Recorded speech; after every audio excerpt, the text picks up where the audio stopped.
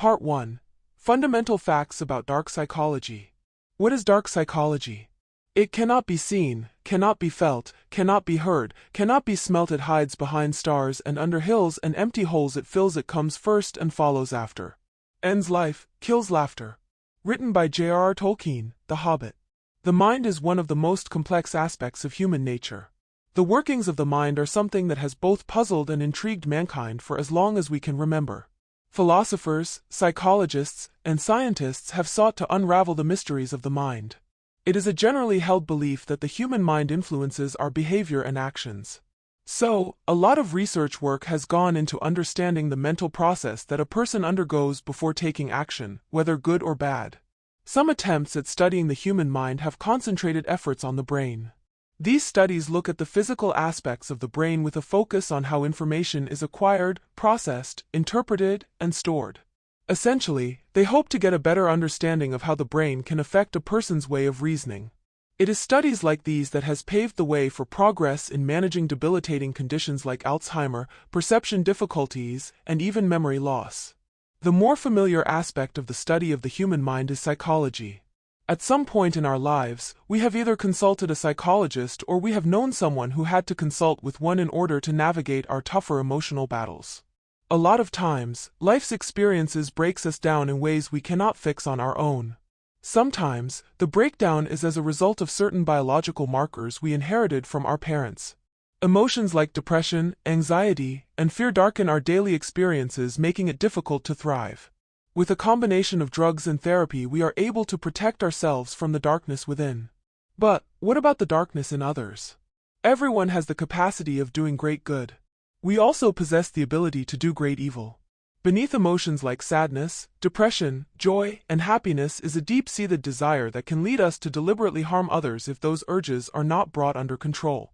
These darker desires are rooted in more primitive instincts like our flight or fight response that promotes our survival. Sometimes, there is only one word that qualifies the human response to these dark emotions: evil. Dark psychology is a study of the human condition in relation to the psychological nature of humans to prey on others.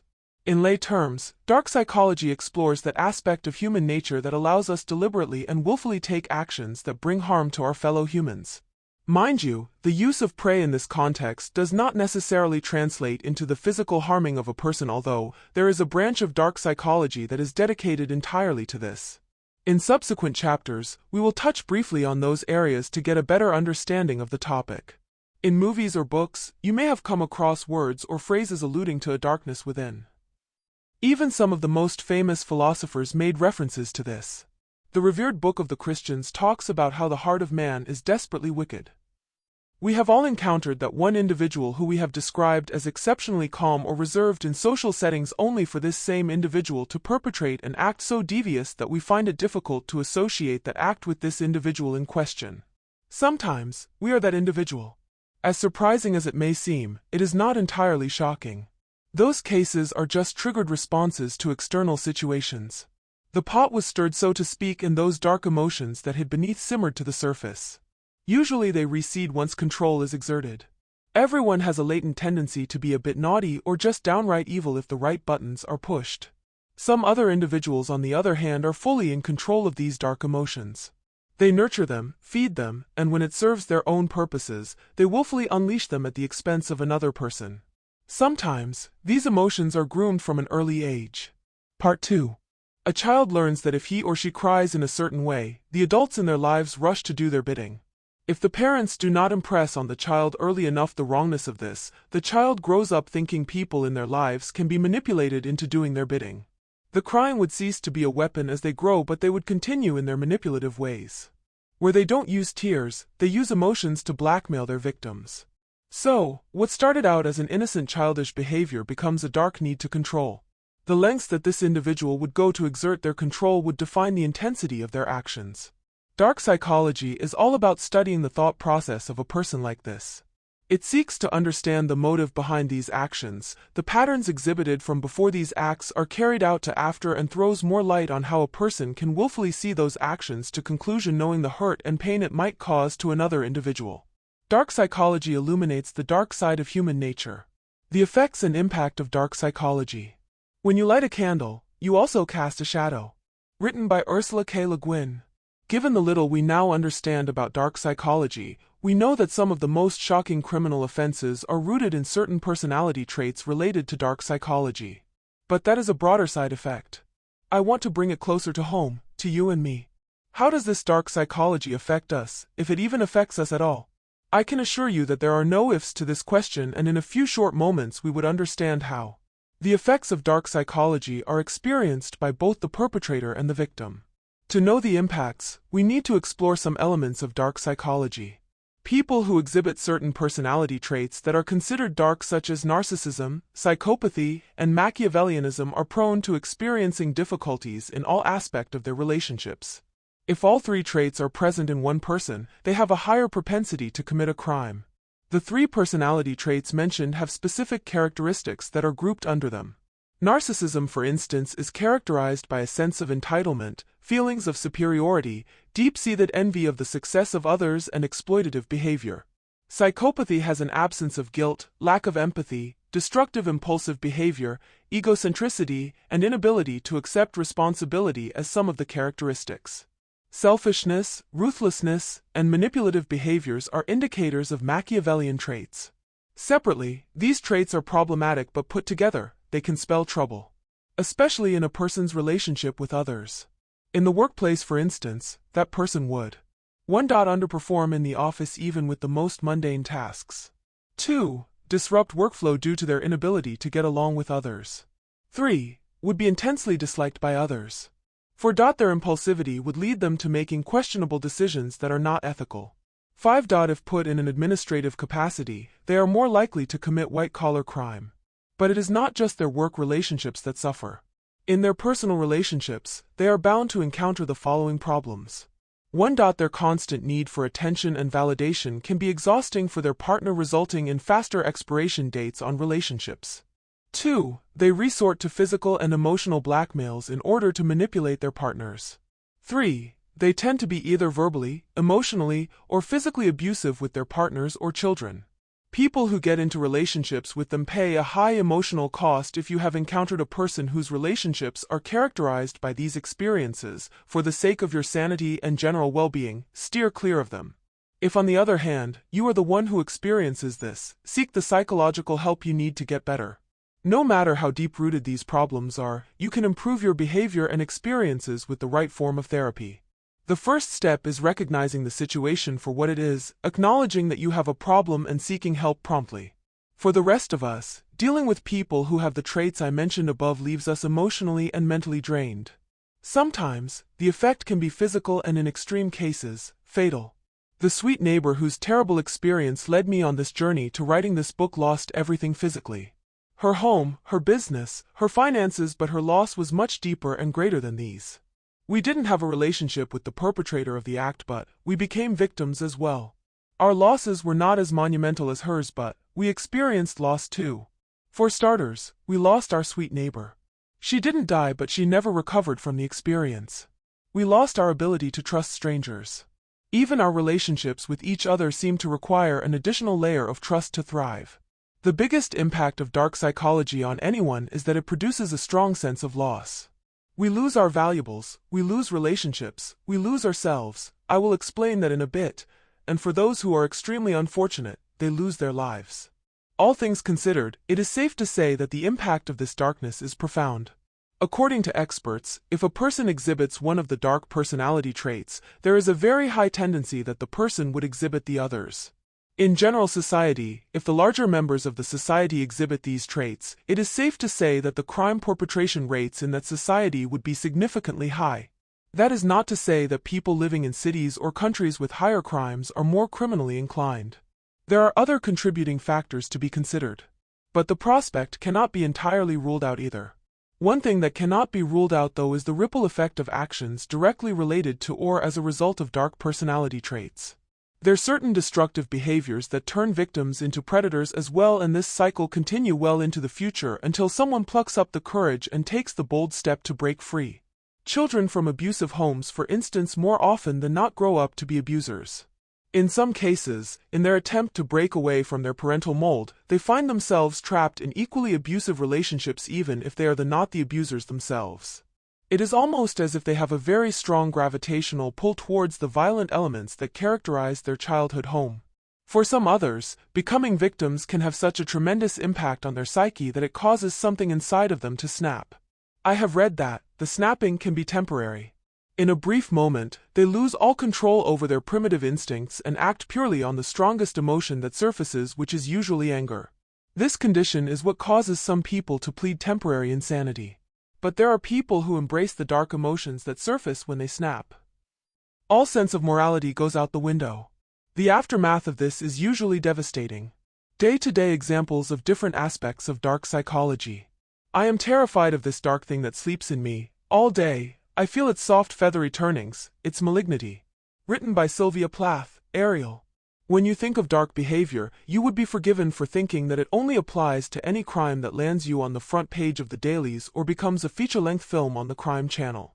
In reality, it also includes quite a number of things that have generally become socially acceptable even if we do not condone such behavior personally. We witness these actions in our homes, schools, offices, and thanks to innovative technology, we now see it on the internet. To help you get a clearer picture and hopefully a deeper understanding of this subject and to tell you how close to home these actions are, I am going to share with you some of the most sensational crime stories and the seemingly inconsequential actions that led to a terrible end. Case Study 1. News: brutal murder of a 14-year-old boy. Traits of the perpetrator: controlling, abusive, manipulative, reclusive. Channel: online gaming. This was the tragic story of a young boy from a well-grounded home. He had the same privileges of any teenager in the same age and social group. He had a supportive mom and a dad who strived to provide. His mother took all the necessary precautions a mother would to protect her boy from the invasive world of the internet. Online gaming was just another thing any teenage boy would indulge in. As long as he didn't spend more than the appropriate time on it, he should be fine. But the perpetrator, who was only 4 years older, had sinister plans. By carefully manipulating his young and impressionable victim with lies, he tricked the boy into visiting him at his place where he committed the vicious crime. It was one of the most disturbing cases, especially when you consider the age of the victim and the perpetrator. However, regardless of his age, the perpetrator exhibited all the predatory traits linked to dark psychology and snuffed out life just to assert control. Case Study 2. News: worst domestic violence case. Traits of the perpetrator: physically abusive, manipulative, controlling. Channel: relationship. Love indeed is a beautiful thing. When you enter into a relationship with someone, you enter with the hopes that this person would love and care for you, that you would nurture and protect each other. In the modern love language, it is you and the person against the world. And indeed, it started out this way in this relationship.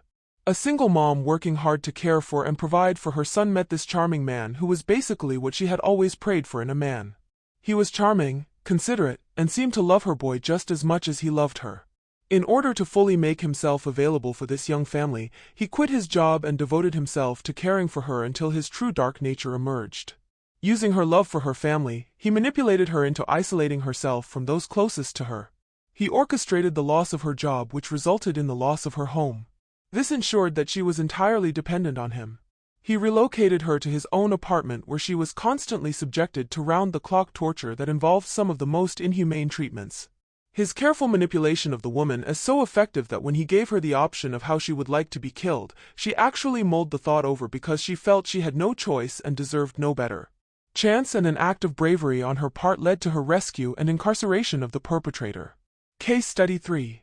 News: a prominent minister of God accused of molesting underage members. Traits of the perpetrator: manipulative, controlling, egocentric. Channel: religion. There is a sacred relationship between religious leaders and their followers. The leader is meant to be the moral compass that directs the followers in the right way to lead their lives. For years, regardless of religion, leaders have abused their position of power, choosing instead to play out the biblical reference of the proverbial sheep and shepherd role. Except, instead of being shepherds, they choose to be wolves. Having established his authenticity by claiming to have direct communication with God, this religious leader conned his members with his vision. At some point, he proclaimed himself God and claimed he had a mandate to sleep with 7 virgins who also happened to be minors. He was later charged to court and convicted of the crime. These 3 cases here are sensational, but the lesson is what I want to call your attention to. These crimes were not random. spur-of-the-moment type of crimes. It involved careful orchestration that groomed the victims and pulled them in that false state of trust and safety before they struck. As a matter of fact, the way the events played out brings to mind the role play between a predator and its prey. First, the victim is stalked and observed. Then, based on the information obtained during the observation process, the predator makes a move. Only this move is not to strike but to charm their prey. Make them feel loved and cared for. It is like they wear a mask and portray characteristics that they know appeal to their victims. Gradually, trust is established. The next goal is to get their prey to depend on them. Whether it is financial dependence, emotional dependence, or spiritual dependence, the outcome is the same. They want to feel needed. Then they isolate their prey, after which, they strike. It is never like those crimes that you suspect or see coming a mile away. It is like a song and dance routine that give the predator the upper hand and leaves the victim vulnerable. In the next chapter, we will discuss just how vulnerable we are. How vulnerable are we to dark psychology? To share your weakness is to make yourself vulnerable. To make yourself vulnerable is to show your strength. Written by Chris Jamie. If we examine the case studies used to illustrate the effects of dark psychology in our everyday life, the question of our vulnerability comes to the forefront. The channels these perpetrators used are somewhat innocent and not exactly what one would classify as a precursor to doom. So, it is safe to say that it is the premises on which platforms were used that led to the dreadful final result. In the first case, you have a kid in a gaming chat room for his peers. His passion for the game brought him there, but it was his need to connect with friends that informed his decisions, and it was this need that the predator preyed on. In the second case study, again, it was a basic human need to connect with someone on an intimate level that was preyed on, and the emotions of the victim were manipulated to alter her reality. From love, she descended into an emotional state of worthlessness, and the perpetrator inflicted further harm on her because of her vulnerable state. And in the third case, the victims placed their faith in the wrong deity even though their intentions were right and very human. The predator presented himself as a vital link to what they desired to attain spiritually, and this desire became the premise for their doom. Other cases I have studied follows this same pattern. The desires and emotional needs of the victims were twisted and turned against them. This gives credence to the belief that our needs and desires are what make us vulnerable to these predators. Does this line of thought mean we should shut ourselves down emotionally? Let us give this further thought. We have been groomed to show strength, to not give in, and to never let anyone see our fears. That is because we are been taught that going contrary to these instructions would result in people reading you as weak and vulnerable. Ironically, it is the very thing that separates us from other creatures that have also become the very source of both our strength and weakness. And that thing is our humanity. We are vulnerable simply because we are human. Our desires, our hopes, our aspirations, our quest for living a transcendent life are some of the things that make us vulnerable. But the day we cease to possess any of these things, we cease to be human, and when we are no longer human, we become the thing that we are trying to protect ourselves against. When we stop believing, when we stop caring, or when we stop being vulnerable, we become these seemingly soulless individuals whose sole mission is to satisfy their wanton lusts with ruthlessness regardless who would be hurt in the process. That said, while we acknowledge that our humanity makes us vulnerable, we must not forget that we can also draw strength from it. This brings me to the biologically ingrained need for humans to connect with others. Recognize that this need is a healthy emotional human need. Without a connection with another human being, we fail to function properly. In fact, I read of a study where test subjects were isolated and studied. Short periods of isolation increased anxiety levels and affected productivity. Long periods of isolation had side effects that were worse. The subjects became depressed and found themselves brooding on dark thoughts for extended periods of time. Their mental health was not the only thing that suffered. Physically, their sleep and eating patterns changed. They lost track of time and gradually lost their grip on reality. They started experiencing early onset paranoia.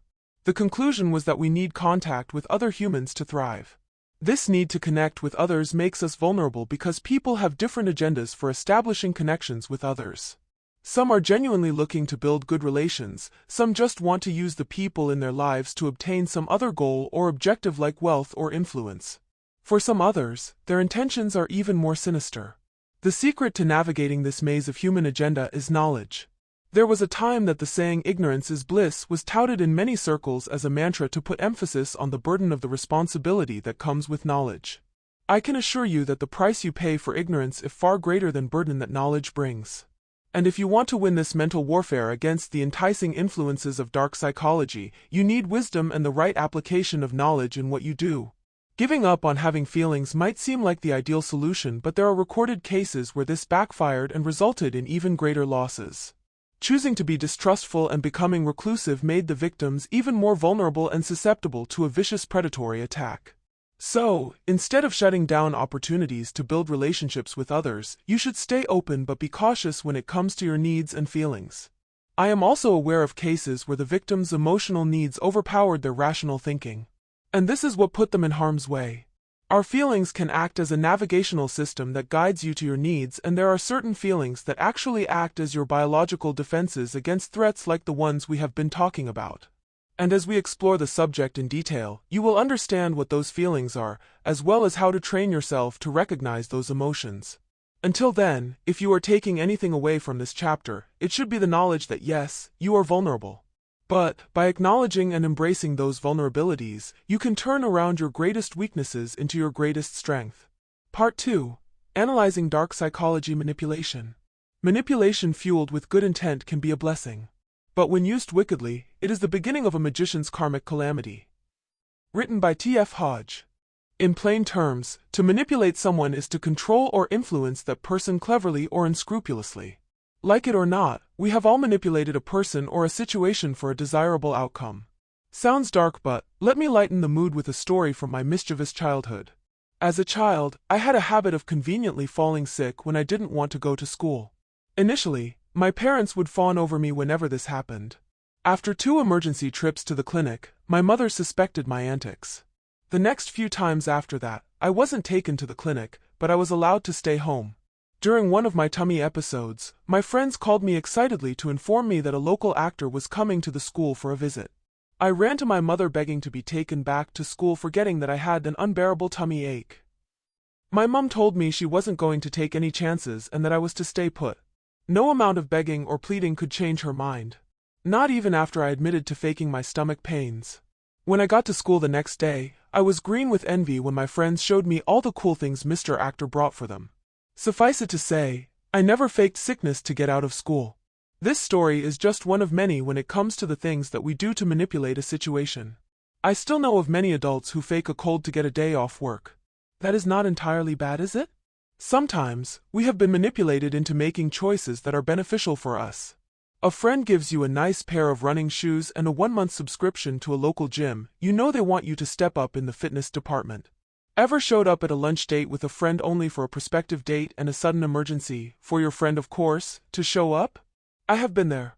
Interestingly, when we feel threatened, one of the techniques we employ to get out of that unpleasant situation if blunt force is not an option is also manipulation. That is to say, the art of manipulation is part of our nature. However, when it comes to psychological manipulation, things get darker and more sinister. In this situation, a person's actions or thoughts are influenced with the use of underhanded tactics that are either abusive, deceptive, or even both. In this context, the person who is being manipulated isn't given the choice to either accept or reject the will of the manipulator. They are simply coerced into compliance. Manipulators have their reasons for doing what they do.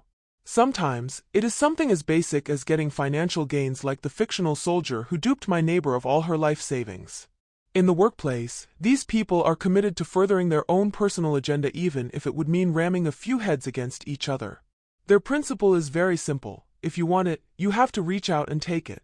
In relationships, it is usually about getting power and staying in control. The need to be in charge fuels everything they do, and sometimes they can go extreme lengths to achieve this. And then you have who love to manipulate people for recreational purposes. They are just bored, and they use their manipulative games to pass time. It is crude and vicious, but this is just the way they think. One of the most common tactics employed by manipulators is lying.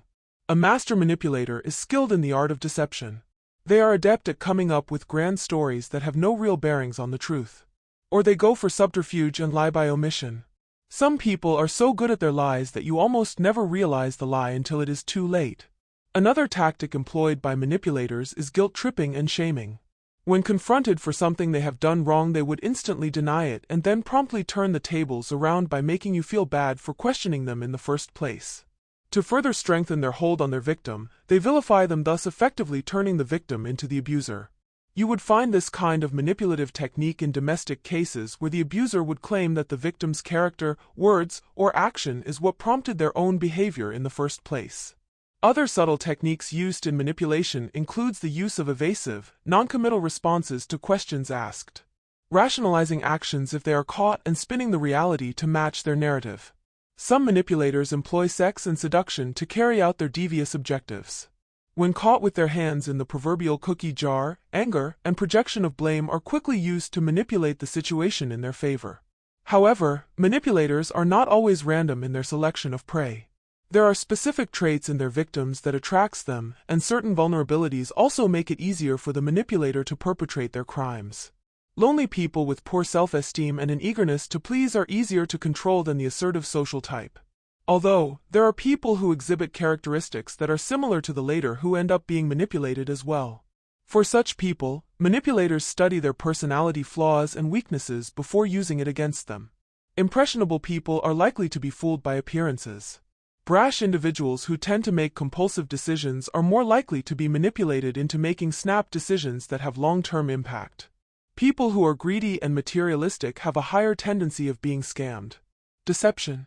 Just because something isn't a lie, doesn't mean that it isn't deceptive. A liar knows that he is a liar.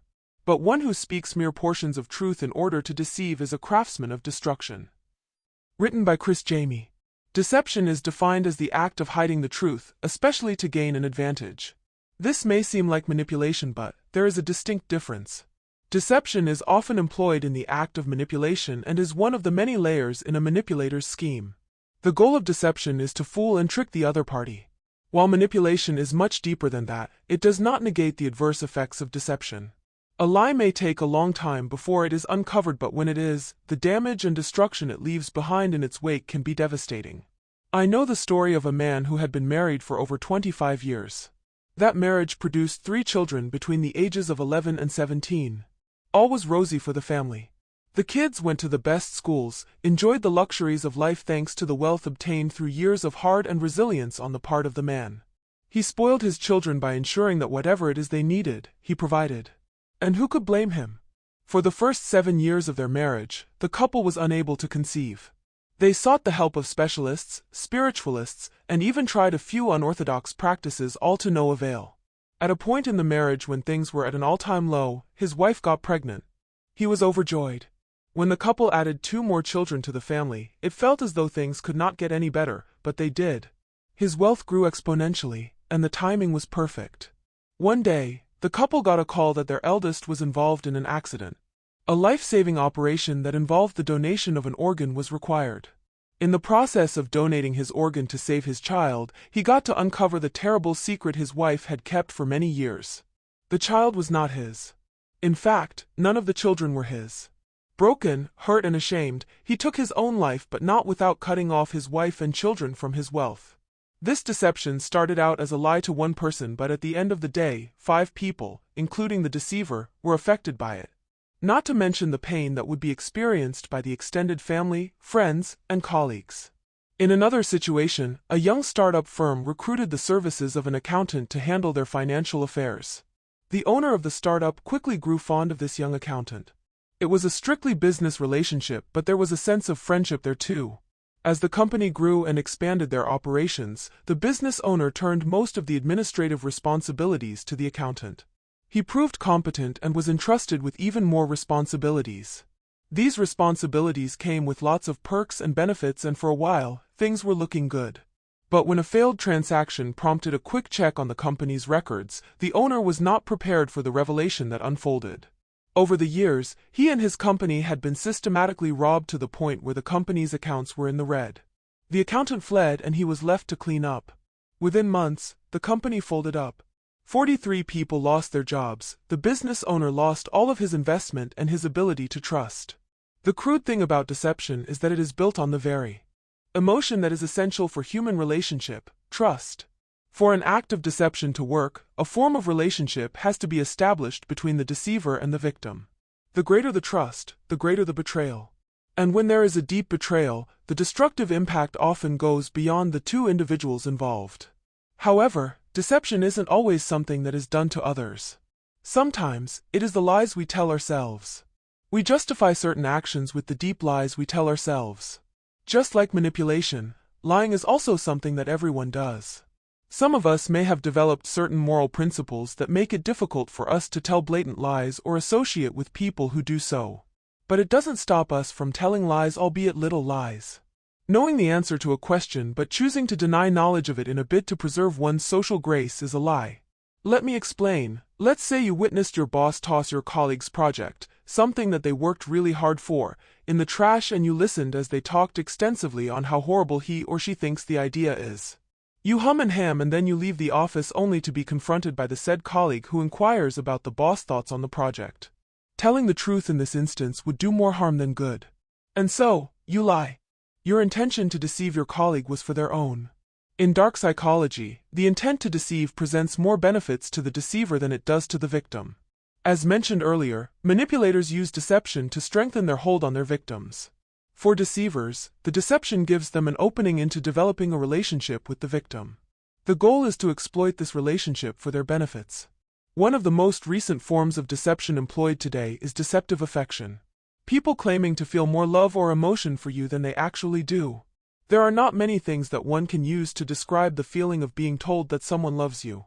This is especially gratifying for people who have craved this experience. The deceiver gets the benefits of declaring this false affection in the form of trust, sex, and sometimes money. Hypnosis. The scientific dictator of tomorrow will set up his whispering machines and his subliminal projectors in schools and hospitals. Children and the sick are highly suggestible, and in all public places where audiences can be given in a preliminary softening up of suggestibility, increasing oratory or rituals. Written by Aldous Huxley. Once upon a time, the idea of hypnosis was relegated to the world of make-believe. That a person's mind can be controlled by the swinging of an object and the snapping of fingers was considered an incredulous idea. My first encounter with hypnosis was at a magic show. The magician called a member of the audience on stage and then he put her under. In that state, she did some weird things that I am pretty certain she would have been too mortified to do in her right senses. When he snapped her out of it, she had no idea what had transpired in the last 2 minutes. To acknowledge that someone could have that much power over you and cause you to do things you ordinarily would not do is frightful. So, I understand why we have chosen to deny it. However, no amount of denial can change the fact that hypnosis is real and is being used much more frequently than we care to admit. In today's modern psychology, hypnotherapy has been effective in the treatment of certain skin conditions and is also used in the management of pain associated with childbirth, dental procedures, and even rheumatoid arthritis. While hypnosis is certainly not your average pat on the cheek and do as I say type of move, certain people are more susceptible to hypnosis than others. But let's not get ahead of ourselves. Hypnosis is psychology is described as cooperative interaction in which the participants respond to the suggestions of the hypnotist. That is to say, when a person is hypnotized, their actions are heavily guided by the hypnotist. In the movies, we are made to believe that a person under hypnosis becomes sleepy and disoriented. In reality, people react differently under hypnosis, but they are not as incapacitated as they appear. In fact, psychologists refer to this as a state of hyperawareness. In this state, they experience focused attention, heightened suggestibility, and vivid fantasies. People are brought into this state with the use of visualization and verbal repetition. This tells us that not everyone can be hypnotized. Clearly, you need to possess a keen ability to visualize things. An article I read put the percentage of people, adults, who cannot be hypnotized at 10%. That leaves about 90% of us susceptible, which is shocking considering how strongly a lot of us feel about hypnotism. I suspect that some of the negative feelings we have about hypnotism is due to wrongly held beliefs about it. Here are some of the more common misconceptions we have. 1. Hypnotism puts you under the complete control of your hypnotist. In the movies, we are made to believe a person who is down under would have their actions controlled by the hypnotist. In reality, this is not true. While hypnosis relies heavily on suggestions, if your mind is not in agreement with those suggestions, you would reject it outrightly. So, no. You will not be crawling on all fours and mooing like a cow, not unless you want to. 2. You may not be able to snap out of hypnosis. The mind is more complex than we make it out to be. The same self-protective mechanisms that make it almost impossible for your hypnotists to control your actions also keep you alert, and if there is any immediate danger, you can snap out of it in a moment's notice. 3. Hypnosis is some kind of dark magic or spiritual event. Sorry to disappoint you, but this is pure science. It is based on the research work of renowned psychologists like Sigmund Freud. There is a method and process to it, and none of it requires wooden dolls and red candles. All that is needed is your consent. For you can be hypnotized against your will. Again, we have Hollywood to thank for this kind of thinking. A man walks on stage and hypnotizes an entire crowd and make them do his bidding? Given what we now know, not likely. As I said, they need your consent. 5. Hypnosis can enhance your abilities. This is somewhat true and false. It depends on what you are looking at. Hypnosis can enhance your memory, but it can also give you false memories or distort that same memory as well. So, the results are really not as great as you would have hoped. It has also been linked with enhancement of performance, but doesn't expect to be running the 5K marathon overnight. Now that we have looked objectively at hypnosis or what it is, I can now tell you that at the hands of a psychopath or a person with dark intentions, hypnosis can also be dangerous. Hypnosis doesn't always involve you going into a trance-like state for it to be effective. The key elements in hypnosis are the power of suggestion and the repetitive use of words that resonates deeply with the victim. Politicians, for example, exploit this in their campaigns. They use words like change, making a difference, and so on. These words trigger a deeper search within oneself, and subconsciously, we find ourselves wanting that change. You have situations where it appears a person is completely enthralled with another. A few suggestive ones from this person and the victim rushes to do their bidding. In books, articles, and even in true-life situations, you would hear or read people's description of a particular relationship as being under a spell. This is the power of hypnosis. This hypnosis here is not referring to the kind conducted on the shrink's couch. This is more intimate, and the resultant effect can be just as devastating. Fathers have abandoned their children, given their entire wealth to a complete stranger because of this. Problematic behavior. Technological progress is like an axe in the hands of a pathological criminal. Written by Albert Einstein. The subject of criminal behavior is not our focus for this book, but it cannot be neglected because it constitutes an aspect of dark psychology. Profilers, criminologists, and law enforcement agencies benefit immensely from the study of criminal behavior. In psychology, the term criminal behavior is not often thrown around because it is the general consensus that crime is a behavior, and but engaging in crime does not necessarily make one a criminal. Of course, there is a lot of debate on this type of thinking, but we should leave that for the experts. Our focus here is on those elements that makes a person commit a crime. Specifically, I want us to explore why people employ the use of dark psychology to hurt others. This hurt could be physical or emotional. But before we go further into this, I should bring your attention to something important here. Certain people do things simply because they can. Not because they were propelled by some childhood hurt, a need to carry out vengeance for an offense you may or may not have committed. They do it simply because they can. As humans, it is in our nature to try and understand why. We want to make sense of our situation rather than believe that we are just victims of random acts. But we must also be prepared to accept that sometimes, the situation is really just as it appears. A person driven by their own personal desire to hurt others. If you bought this book seeking to find answers to questions like that, you should also open up yourself to the possibility that this person was just downright evil. For a person to commit a certain type of offense, there are usually certain characteristics they display that indicate this person may be capable of this. This goes beyond judging a book by its cover, because prolific criminals are often master of disguises. They charm you right before they disarm you. In our everyday lives, these people mask themselves as one of us by pretending to have your best interests at heart. Given what we now know about manipulation, deception, and hypnosis, we are aware that predators are not always strangers. So, how can you spot those things that help you make better choices in relating with people? For this chapter, I am going to address 4 traits. As we delve in deeper, we would explore these traits and more in detail. 1. The family and friends. You know that saying, "Show me your friends and I would tell you who you are"? Apart from yourself, examine the circles this person runs in. Do they come from a close-knit family? What is their relationship with their family like? Have you met their friends? If this person has no friends at all, it could be a red flag. 2. History. We like the idea of a person being completely reformed, and, in all honesty, this happens. However, you shouldn't ignore the fact that a person with a bad history has a higher tendency of becoming a repeat offender. If the person was abusive in their previous relationship, there is a possibility that they would be the same way with you. not unless they have undergone or are actively undergoing treatment. 3. Problems with control. People who do not have the ability to control themselves in situations that provoke them have a propensity to inflict harm on others. In the same way, people who have a problem relinquishing control have it in them to snap and lash out at the nearest victim when they lose it, and that person could be you. 4. Antisocial values in social settings. Monitor their interactions with others.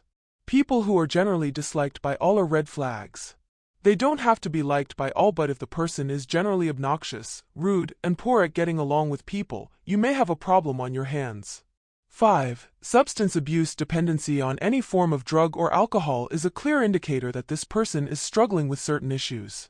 The abuse of substance negates their ability to reason properly and make sound decisions.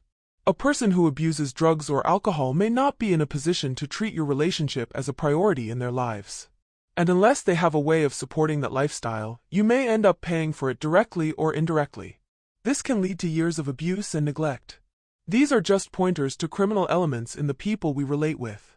As with all things human, there are exceptions and there are variables. But the biggest mistake you can make is to see definite pointers and then just rationalize them. We have a tendency to make excuses for others. The first thing we are quick to tell ourselves is that no one is perfect. But that ideology can quickly land us in hot waters. Educate yourself, be aware, and then make informed decisions. These do not guarantee that you would be able to keep these types from hurting and taking advantage of you. But you are able to protect yourself from them 100% better than if you are acting from a place of ignorance. Some of us are inherently wired to want to fix the people in our lives. We see someone who is obviously broken and think if we love them hard enough, we can bring them back from the brink of whatever precipice they are on and begin our journey to a happily ever after. From my personal experiences as well as the shared experience of others, I can confidently tell you that this is highly unlikely to work. The best case scenario is that you become broken and spend a better part of your life healing from what you could have easily walked away from earlier. Reverse psychology. Sometimes, I push you away, because I secretly hope that you would pull me closer. Written by unknown. Reverse psychology is a more refined form of manipulation. Technically, it is defined as a technique involving the assertion of a belief or behavior that is opposite to the one desired, with the expectation that this approach would encourage the subject of the persuasion to do what is actually desired. The major difference between reverse psychology and manipulation is that the person who is being manipulated is given an illusion of choice. They are made to believe that they are actually making a choice to do what they want, but in reality, they have been subtly coerced into doing exactly what the manipulator wants. Pretty neat when you think about the thought process that goes into pulling this off until you find yourself in the same shoes as the victim. Reverse psychology is a technique usually employed by parents in raising their children. It works well on kids who are considered resistant to authority. On the surface, this appears innocent with no obvious harm to the child or their psyche, but it has also been known to backfire. In our day-to-day activities, we use reverse psychology in our relations with others, and it is not always born from malicious intent. Let me give an example using a wedding planner and his client.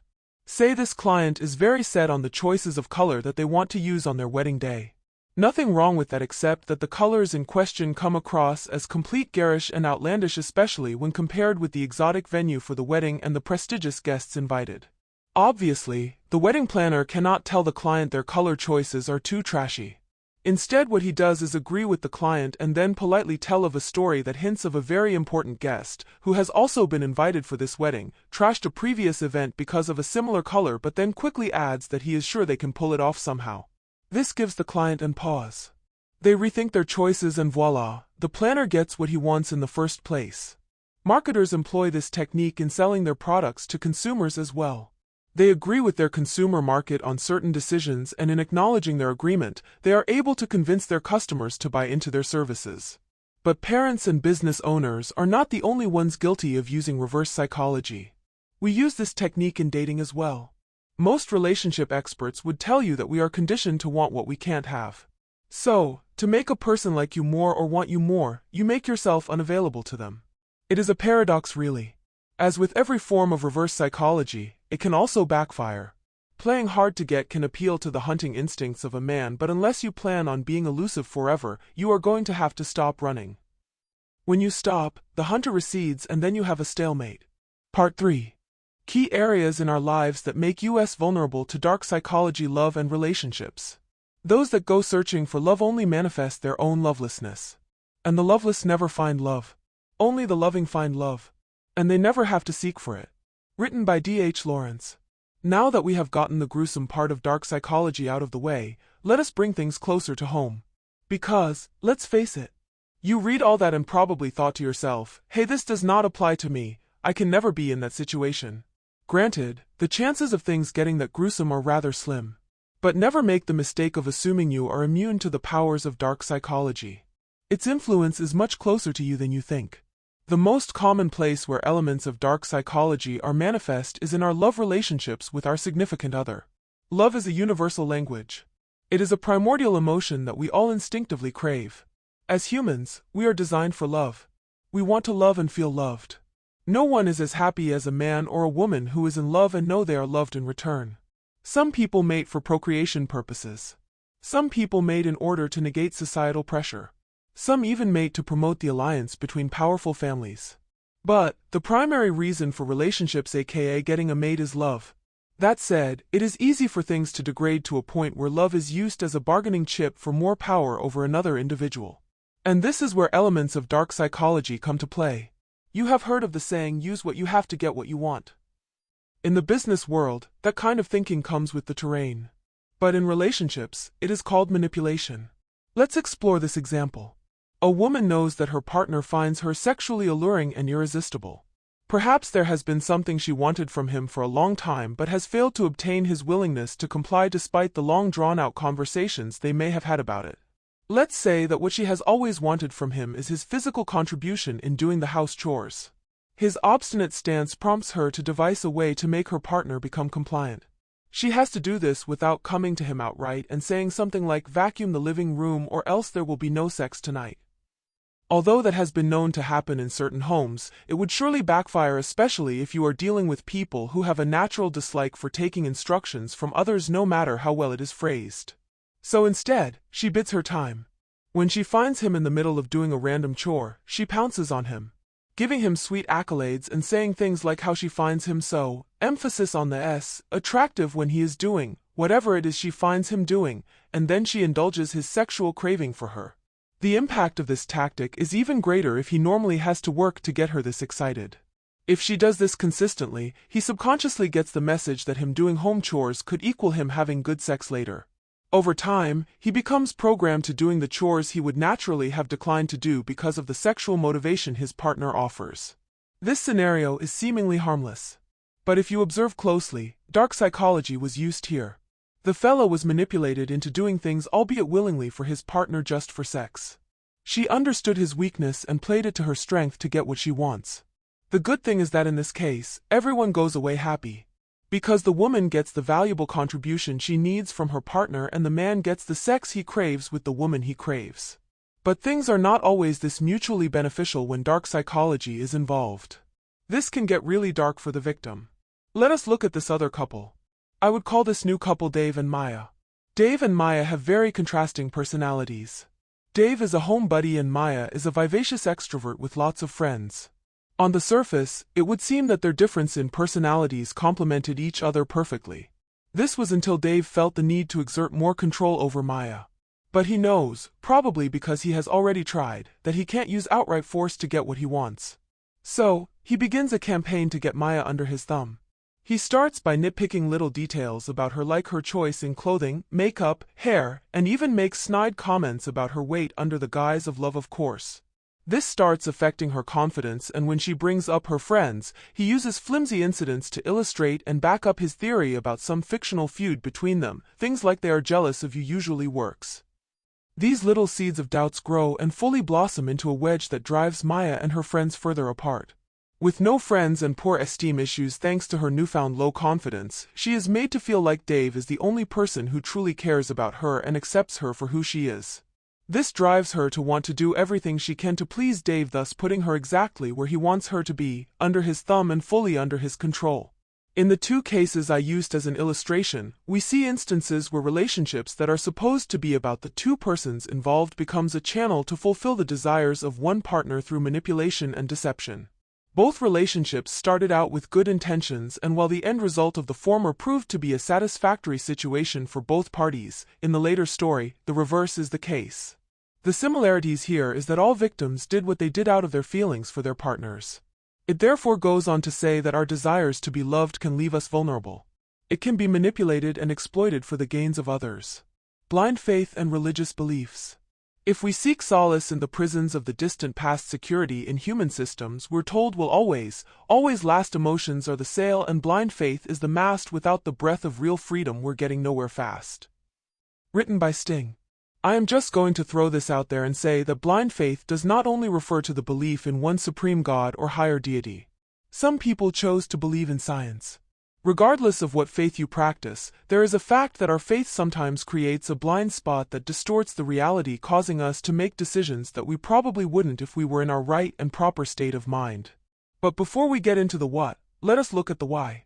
When I talked about vulnerability in an earlier chapter, I did say that the very things that makes us human are some of the things that makes us vulnerable and susceptible to the machinations of dark psychology. For some people, these influences are evident than others.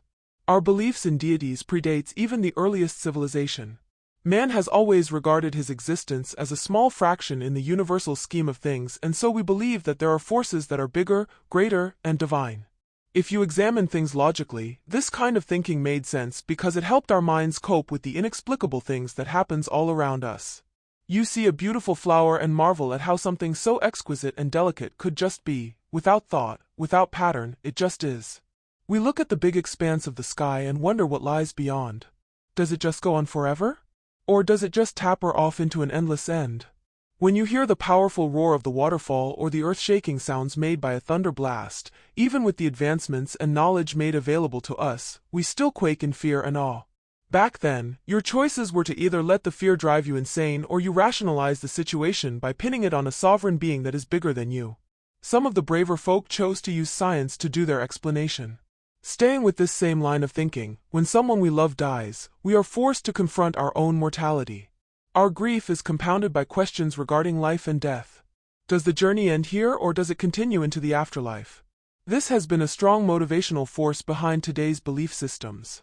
The fear and consideration given to the life after this life has spurred many into making the right choices here so that when death comes, the life that we hope continues after us is favorable for us. It is our own way of manipulating the final outcome, so to speak, because the alternative as it has been portrayed to us is so grim. Some people prey on our fear of the afterlife that they use it to manipulate us into getting what they want. If we hold this afterlife theory in such high esteem, you can imagine how we treat people who are considered mouthpieces of the deities that control the afterlife. Pastors, imams, rabbis, and all other form of religious leaders are held in such high reverence that their words are considered the words of the deity in question. Generally speaking, these religious leaders are meant to apply morally sound principles in accordance with their respective offices and act in the best interest of their members. If not for any other reason, at least to promote the tenets of the faith they claim to represent. However, this is not always the case, as we have come to realize. A lot of religious leaders abuse their roles and influence by deceiving their members into making decisions that only serve their selfish agendas. The common tactic is to use the name of the principal deity to twist the words that are drawn from the religion's sacred manual to mean new things that corroborate whatever story they are making up in order to help them successfully manipulate the people. A lot of people have been swindled, physically hurt, and even made to commit atrocious crimes under this guise. Another method these false leaders use is claiming to have a vision or spiritual insight into a specific need that the victim has. They create an elaborate story that is a mishmash of lies interspersed with the truth, usually obtained unknowingly from the victim or third parties, and the main goal is to extort the victim for money, favor, or just power play. Some victims are coerced to part with more money than they can ever hope to have. In some cases, young impressionable victims are brainwashed into living in fear under occult-like situations. But scenarios like these don't just end in religious houses. There are people who are not affiliated with any religion, but they like to consider themselves spiritually open. Such people would encounter fake psychics and mediums who claim to have a strong connection with the netherworld. Again, our attachment to people who have died as well as our concerns for what happens after death clouds our judgments and leaves us open to crooks who would like to manipulate the situation to their advantage. They employ the same trick of the false religious leaders using deception and lies to manipulate their victims. Victims go for a 10-minute psychic reading of their horoscopes and palms only to get strung along for years with promises, altered realities, and false hopes, causing them to spend thousands and thousands of dollars searching for the elusive truth. People who place their hope in science are not immune to manipulations. If you are thinking that because your faith is anchored to legible and factual science, you cannot be influenced, think again. When there is a crisis, people revert to what they believe in. For a science believer, you naturally turn to science. There are cases where people with debilitating medical conditions seek out unconventional medicine in a bid to outlive the disease. Knowing that the best of conventional medicine has failed, they turn to these outliers who claim to have the solution with their experimental drugs and never been done before medical procedures. Unfortunately, these procedures are too risky, too expensive, and often uninsured. But the slim chance of life is worth every penny, and this is what the fraudulent people exploit. And it is not just in crisis. You have people come up with wonder solutions to a mass problem like weight loss and so on. They claim that their latest diet fad, wonder pill, or technology can transform us using scientific theories that have not been tested and verified. A lot of people buy into the promise of this transformation based on information that has been specifically manipulated to extort victims. The main difference between religious con leaders and these purveyors of fake science is that instead of a deity, they use science when swindling their victims. And sadly, most people don't realize until it's too late just how badly they are being affected. When it comes to belief, those who use dark psychology key into your deepest needs and exploit it. They use that which you hold sacred to manipulate your thought process. And sometimes, the sacredness of it doesn't really matter. As long as it is important to you, they consider it a gold mine of some sort. And there is no greater time to mine an individual, so to speak, than when that individual is experiencing a crisis. This is because, in your moment of crisis, you are at your weakest and most susceptible to the influences of others, and people have been known to manipulate things to their own advantage. Social conditioning. Where justice is denied, where poverty is enforced, where ignorance prevails, and where any one class is made to feel that the society is an organized conspiracy to oppress, rob, and degrade them, neither persons nor property will be safe. Written by Frederick Douglass. At a group discussion back when I was in school, I heard an argument where someone vehemently declared that we are a product of our society. I wanted to dispute that right there because I was privileged to know many successful individuals who defied their society and distinguished themselves by accomplishing very impressive feats. As I grew older and experienced more of life, it dawned on me that these individuals were the exceptionals. It is an undeniable fact that the society we live in plays a tremendous role that shapes us in more ways than we can imagine. The ugly truth is that the way we think, live, and function can be traced to the influences of our society, and these are some of the things that dark psychology exploits. Social conditioning refers to the impact the society has on your life as a whole. While social conditioning looks more at your social status in terms of income, living conditions, and so on, its reach can go deeper than that. Your society can and does influence your beliefs and religion. You may not be a direct practitioner of those beliefs, but you are indirectly affected by it. In certain cultures, certain days are considered sacred.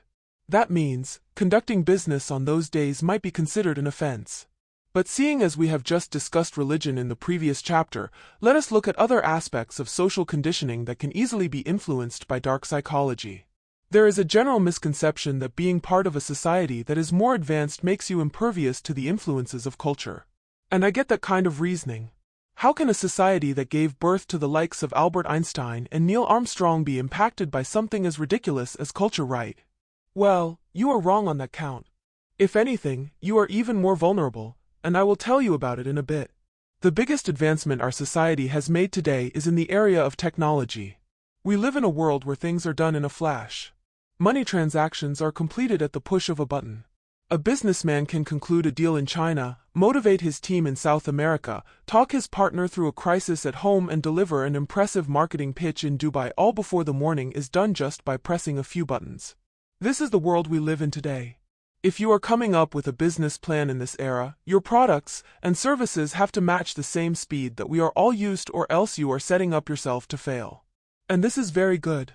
Because I am fairly certain that no one misses the good old days when it took one whole month to get a mail from across the country, or 3 puffs of black smoke shooting up in the sky to tell you that your beloved loves you back. No. We appreciate the pace with which things are done these days. Unfortunately, this speed that characterizes our daily lives makes us vulnerable to get-rich-quick schemes. We hear all these amazing stories of people who became millionaires overnight, and on some subconscious level, we desire the same thing. Some people have exploited these desires to their advantage with what we now know as Ponzi schemes. Named after the infamous Charles Ponzi, a Ponzi scheme is a diabolical way of carrying out daytime robbery with full consent from the victim. The scam artists come up with a fictitious enterprise that promises huge returns on investment. After the victim makes an initial commitment, he is rewarded with returns which draw in him further into the trap the perpetrators have laid out, causing him to put in more funds. To even maximize his profits, the victim is manipulated into bringing in more friends to make investments. The more friends he brings, the higher his returns. This builds a pyramid of investors all pouring their funds into this enterprise that does not exist. In reality, what the scammers are doing is simply robbing Peter to pay Paul. And then they pay themselves as well. This continues until one day, the company just vanishes into thin air, leaving lots of victims stranded and without their initial investment or returns on it. The only logical explanation we can give for a situation like this, where a company with barely any registered documentation of its existence comes in and swindles hard-working people who are usually smart in their dealings, is social conditioning. It happened in the 1800s, in the 1900s, and it is still happening to this very day. And despite the knowledge of its existence, people are still falling for Ponzi schemes. It is like we are just programmed to do it. And it is not just restricted to a certain class of people. Both rich people and poor people fall for it. That tells us that the perpetrator preys on something that these two classes of people have in common, which is a desire to make more money and to make that money fast. But it doesn't just end there. To successfully commit this crime, they rely on our sense of community. You are more likely to patronize the services or products of a company if you were given a direct referral by someone you trust than the recommendations of a random stranger. If your sister shows up saying she made XYZ amount of money on an investment and she shows you proof of it, instinctively, your trust causes you to base your decision almost entirely on their reference. And when you get your own payout, you automatically become an ambassador for the brand. This makes you spread your own news to other people in your network, and the chain continues. This is a very human behavior, and a lot of manipulators would capitalize on this. As soon as they get what they need, they disappear or get consumed by their greed and get caught. You might argue that this scenario is not likely to happen to you because you are just too smart for this, so let me bring it closer to home using technology that we go to bed with and wake up to every day. Social media is the craze of our time. People have become overnight sensations thanks to social media platforms like YouTube, Instagram, Twitter, and Facebook, among others. This has caused some of us to nurse similar dreams, but until that happens, we are willing to settle for the likes and comments we get.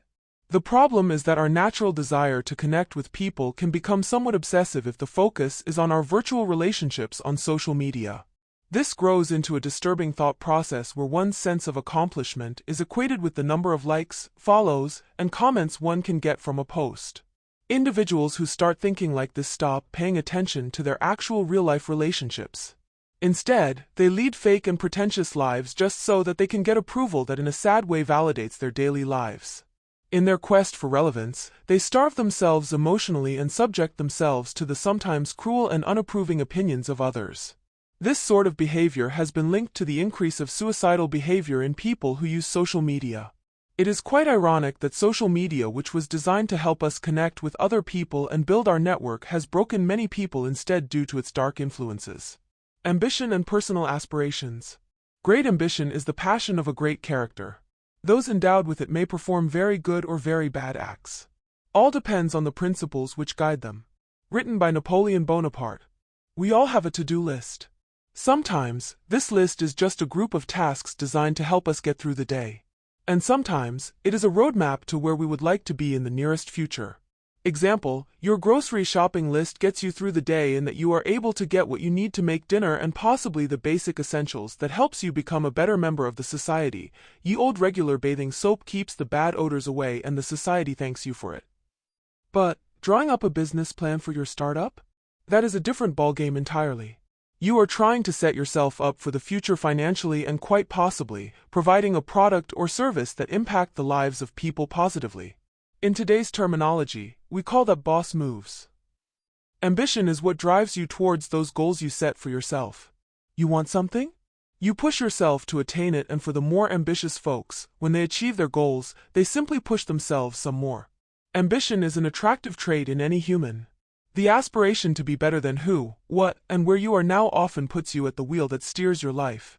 Nobody wants to be with people who are content to sit on the couch all day doing nothing more than eating potato chip and flipping through channels. People want to be with someone who is truly excited about the beautiful future they envision for themselves and are meticulously working to achieve it. However, as attractive as ambition is, when it is put in overdrive, it can attract the wrong sort of people into your life because it leaves you open and vulnerable. This may sound like a contradictive statement because ambitious people are described as anything but vulnerable. But, as you will come to learn in this book, what you allow to consume you gains control over you, and when you have no control, you become vulnerable. In earlier chapters, I talked about how predators use the weaknesses of their victims against them. Bearing this in mind, you would agree that ambition is an admirable trait in a person, and as a strength, it can help you navigate your path to success. But as a weakness, it can very easily be the architect of your destruction. Where ambition drives your goals, your personal aspirations, on the other hand, can be looked as your success indicators. There are a lot of similarities between aspirations and ambitions, but the main difference is the magnitude and intensity of the later. Your ambition could be to climb up the managerial ladder before the year is over, and your aspiration could be to open up more employment opportunities when you attain that position. Ambition is more concrete in its desires, while aspirations are those noble notions that we nurse to make us feel better about ourselves. On their own, neither ambition nor aspirations should bring you harm, but when other elements come into play, they can be used to manipulate and deceive you. Most organizations believe that ambition is one of the most desirable qualities in a potential employee. And this is usually because ambitious people are more willing to do what needs to be done to advance the company than their more seemingly docile counterparts. People like these are very focused and have a one-track mind when it comes to carrying out their responsibilities, sometimes giving no thought to what it would take to do it, even if it would mean stepping on the toes of a few colleagues. In certain contexts, this can be good. After all, the workplace and the world in general is not a playground where the rules of what is fair for all applies. But this attitude can quickly create a hostile work environment that makes it difficult for employees to thrive. The goals of the organization may be met consistently, but at the detriment of its employees. But this is not the immediate danger, although that is not saying that a situation like this is not an issue for concern either. A person who does not rein in their ambition can be persuaded and manipulated into doing things that are morally and ethically wrong just so that they can meet their goals. It is people with lofty ambitions and aspirations that are more likely to fall for manipulative techniques that involve blackmail. For instance, a young career man with a sterling reputation and a good position within a company is more likely to do anything to retain that status quo if he is ambitious. Even if those things he is expected to do would further taint his reputation if the knowledge of those deeds ever came to light. This is not to say that the rest of us are less likely to become victims of blackmail and other forms of manipulation. Manipulation is not about physically wielding a big dangerous axe over a person to force them to do something that they would not ordinarily do. It is a game of subterfuge and deception. The manipulator acts like a mirror that captures the desires, ambitions, and aspirations of the victim and then threatens the actualization of that vision by also displaying the victim's weakness.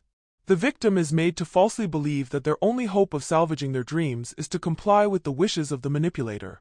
The stronger the ambition, the more likely the victim will comply, especially if they are convinced that they can get away with doing it. The acts they could be manipulated into carrying could be anything from undermining the authority figure in their lives, committing an act that might be offensive, or one of any of whatever else the manipulator may have in mind. Let me scale this back to relatable proportions. In all of our relationships with people, there is a measure of trust. No matter how paranoid you may be, even the business relationship you have with your tailor is an indication of some level of trust, in that you are trusting them to help you cover your nakedness without getting harmed in the process. But inasmuch as there is trust, there is also distrust. But we strive to work through these feelings in the hope of maintaining the bond/bridge between the people involved. At best, we aspire to maintain civility with those around us. A predator with malicious intent can expound on the distrust by sowing seeds of discord to enable them get the results that they want, which could be your loyalty or that of your counterpart, or sometimes even both. Little incidents are blown out of proportions and tensions are escalated in the process.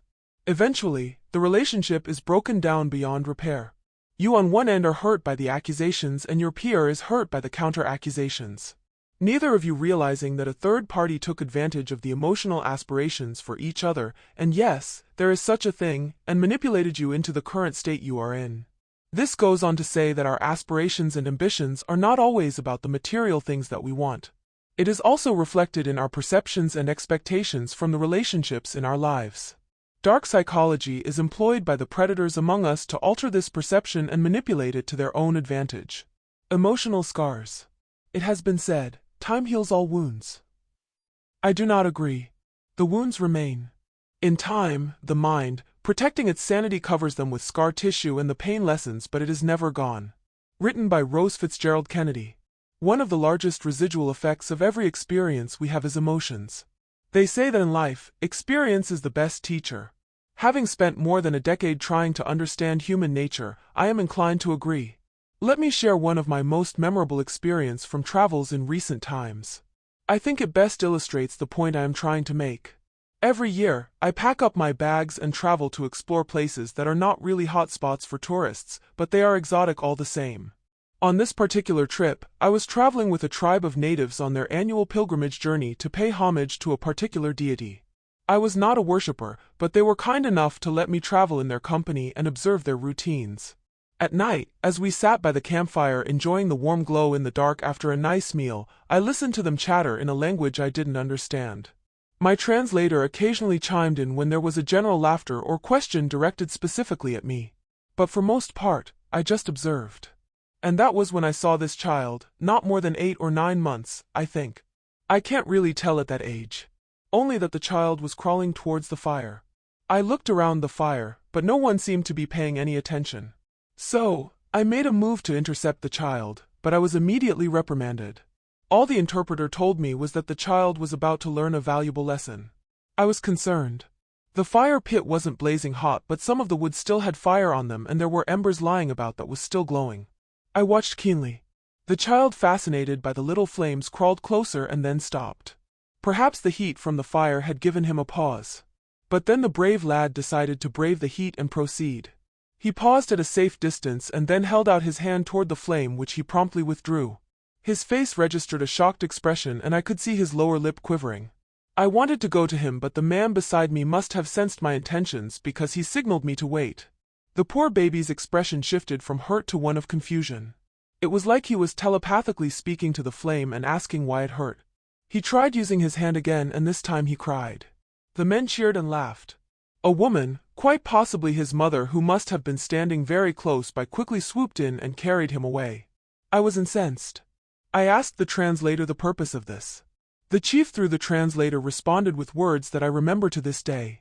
He said, "It is hard to look at fire from a distance and argue against the eyes that such a glorious thing could also be deadly. Sometimes, one's hand must do the convincing when eyes fail. It is called experience." He went on to assure me that no one would have let anything dangerous happen to the child, but I get the feeling that his definition of dangerous is way different from what I imagine it to be. Now, before we veer off in righteous indignation, and rightly so, over their childcare practices, we should not neglect the stark truth in his words. There are lessons in life only experience can teach you, and each experience leaves an emotional scar. There are certain experiences in life that would promptly induce the never-again reaction from us. Those experiences are so deeply etched on our minds that we immediately interpret certain signs as a precursor to the event that scared us in the first place. And the second we observe these signs, our fight or flight instincts kick, especially if those experiences pose a threat to us. This predictable pattern of behavior is meant to protect us in times of perceived danger. Think of it as a biological defense against what might cause us harm, or that emergency drill your body undergoes. Your brain senses you are in danger. What I have described here is the body's reaction to fear, but fear is not the only emotion that can be triggered by your experiences. There is a long spectrum of emotions ranging from anger to zealousness that can be triggered by an experience. A woman in love memorizes her lover's scent. And every time she gets a whiff of that scent, her mood is transformed. Sometimes, it induces joy, and on certain occasions, it can trigger lust. If that relationship packs up, the scents could induce sadness or rage depending on how bad the breakup was. All I am saying is that emotions are part of the human experience. When we feel a certain way, we act a certain way. Certain events can trigger emotions that cause us to react abnormally. My near-drowning experience as a teenager causes me to panic every time I close my eyes under a shower. These reactions are triggered by the emotional scars we carry. Now, let me explain the science of this. When an event occurs, whether good or bad, your brain identifies that incident with a specific emotion. This would explain why something as simple as the smell of freshly baked bread can transport you to your childhood, if this was your experience. A lot of marketing companies and advertising agencies employ this knowledge in their advertising strategy. They try to identify their product with things, experiences, or events they know appeal to you or other people like you, their target demography. Subconsciously, your brain identifies those activities or experiences with their products or services. To sell a barbecue grill, they don't come and say, "Hey, here is our awesome barbecue grill. Buy it." Instead, they feed you with images of a fun 4th of July family backyard cookout. You would see kids running around happily, smiling grandparents chatting up some family member and the teenagers doing something cool. All of these interspersed with a nice beef cut simmering on the grill. It is almost as if they are saying if you buy this grill, you also buy into this experience. In other words, you were visually manipulated into making a purchase. This is not necessarily sinister per se. But the regular people we meet in our everyday lives can prey on this weakness. If you are easily emotionally triggered, you can be manipulated into making rash decisions on anything from impulse purchase to falling for people on emotional principle alone. People can disguise themselves and make themselves into something they are not. They wear clothes and perfumes that make it seem as though they are wealthy, and because you have a strong emotional connection with wealth, you look past other warning signs and make a regretful decision. Whether good or bad, your emotional scars can make you vulnerable to deception and manipulation. Part 4. Recognizing and identifying your reality. Acknowledging the lies we tell ourselves. Above all, don't lie to yourself. The man who lies to himself and listens to his own lie comes to the point that he cannot distinguish the truth within him or around him, and so loses all respect for himself and others. And having no respect, he ceases to love. Written by Fyodor Dostoevsky. There are so many forms of lies we hear every day. Sometimes, the lies are told to protect you from something. It could be something as trivial as keeping the knowledge of something you are not ready to know, for example, a surprise birthday party. Sometimes, the lies are more complicated but not told entirely out of malice, like the telling a person about their cheating spouse. The point is, for good or bad, we all tell lies, but no lie is more grievous than the lies we tell ourselves.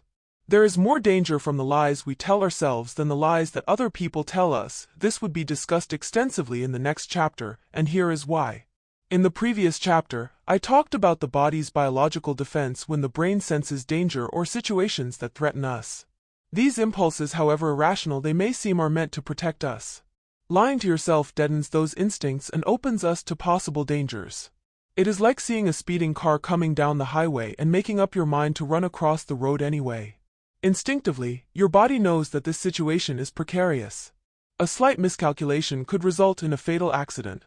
But instead of waiting for the car to pass, you convince yourself that you are faster than the car, or that the car is farther away than it looks, or it is not speeding as fast as it appears to be. These are the kind of lies we tell ourselves. Self-deception occurs in many forms. But the most popular form of self-deception is denial. We convince ourselves that the threat is not real or imminent, so we make risky choices that we quickly come to regret. Denial is not always a clear-cut case of admitting that something does or does not exist. Sometimes, it is masked as optimism in the face of a very dire situation. And in some cases, the very opposite happens. You are in a good situation but choose to be pessimistic and deny the possibilities. According to a school of thought, humans are more susceptible to self-deception because we choose to hold on to certain beliefs. Say for instance, you meet this amazing person who seems to match all of your criteria in dealing with such a person. But underneath that layer, you can sense a withholding or even know outrightly that you are being deceived, but rather than act on that instinct, you choose to act on the hope that people can be what they appear to be. We hear of the expression wolf in sheep clothing all the time. There is no doubt that the wolf may be really good at disguising himself for the sheep, just as there is no doubt that the sheep on some primal level were aware of the wolf in their midst but chose to deny the existence of the threat because they wanted to believe that the wolf was one of them. We can all imagine how that story played out. This pattern of behavior over time would dim the alarm bells that go off in our senses whenever a crisis arises because of what we tell ourselves. Next to denial is rationalization. Denial and rationalization are tools of the same trade. They work handily together in self-deception. Rationalization is essentially how you explain away the situation. I have had female friends, and some of my male friends too in the same boat, who are in a relationship that isn't really healthy for them, but rather than end things by taking themselves out of the equation, they somehow always seem to come up with more reasons why they should stay put in that relationship. Women in abusive relationships know that a man raising his hand against you is displaying the highest form of disrespect. But I have heard these violent men been described as affectionate, and their occasional violence being just one of their ways of showing the woman that they care. This behavior does not only apply to relationships. People have found themselves working at a place they know exploiting them. But they tell themselves how jobs are difficult to find and how they would not be able to pay the bills if they leave. And so, they continue to work under those terrible conditions, refusing to even protest because they have come to accept the situation as normal thanks to their rationalizations and denials. Whether in our career or in our normal relationships, a lot of us are leading sad and unfulfilled lives because we have convinced ourselves that we cannot do otherwise, and this is our fate. Some people even go a step further and say they deserve what they are getting because of some misdeed in the past. In other words, they have chosen to open the doors to their own prison cells, lock themselves in, and then proceed to act as jailer. Self-deception is a mental prison of some sort, but there are merits to it too. When confronted with challenges that threaten to overwhelm us, a little bit of self-deception can help to bolster your confidence and even the playing field. You may choose a more positive phrase other than self-deception to describe it, but it doesn't change what it is. People like to call it perp talk, getting psyched, or giving yourself a morale boost. Whatever you choose to call it, it still boils down to you convincing yourself about something that you are not. A man wanting to approach a very beautiful woman who he feels is out of his league has to convince himself that he is all that.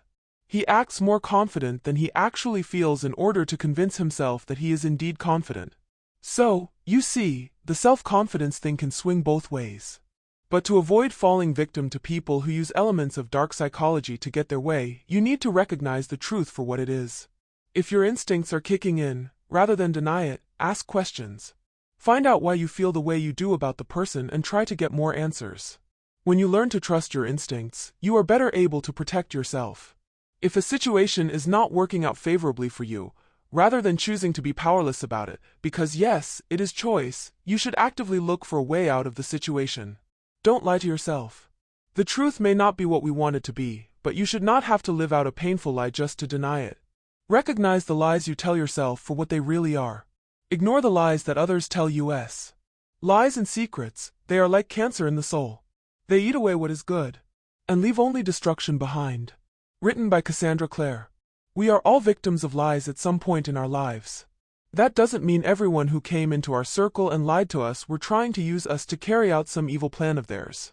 In fact, there are truths that when told with malicious intent can have the same effect as a terrible lie, if not worse.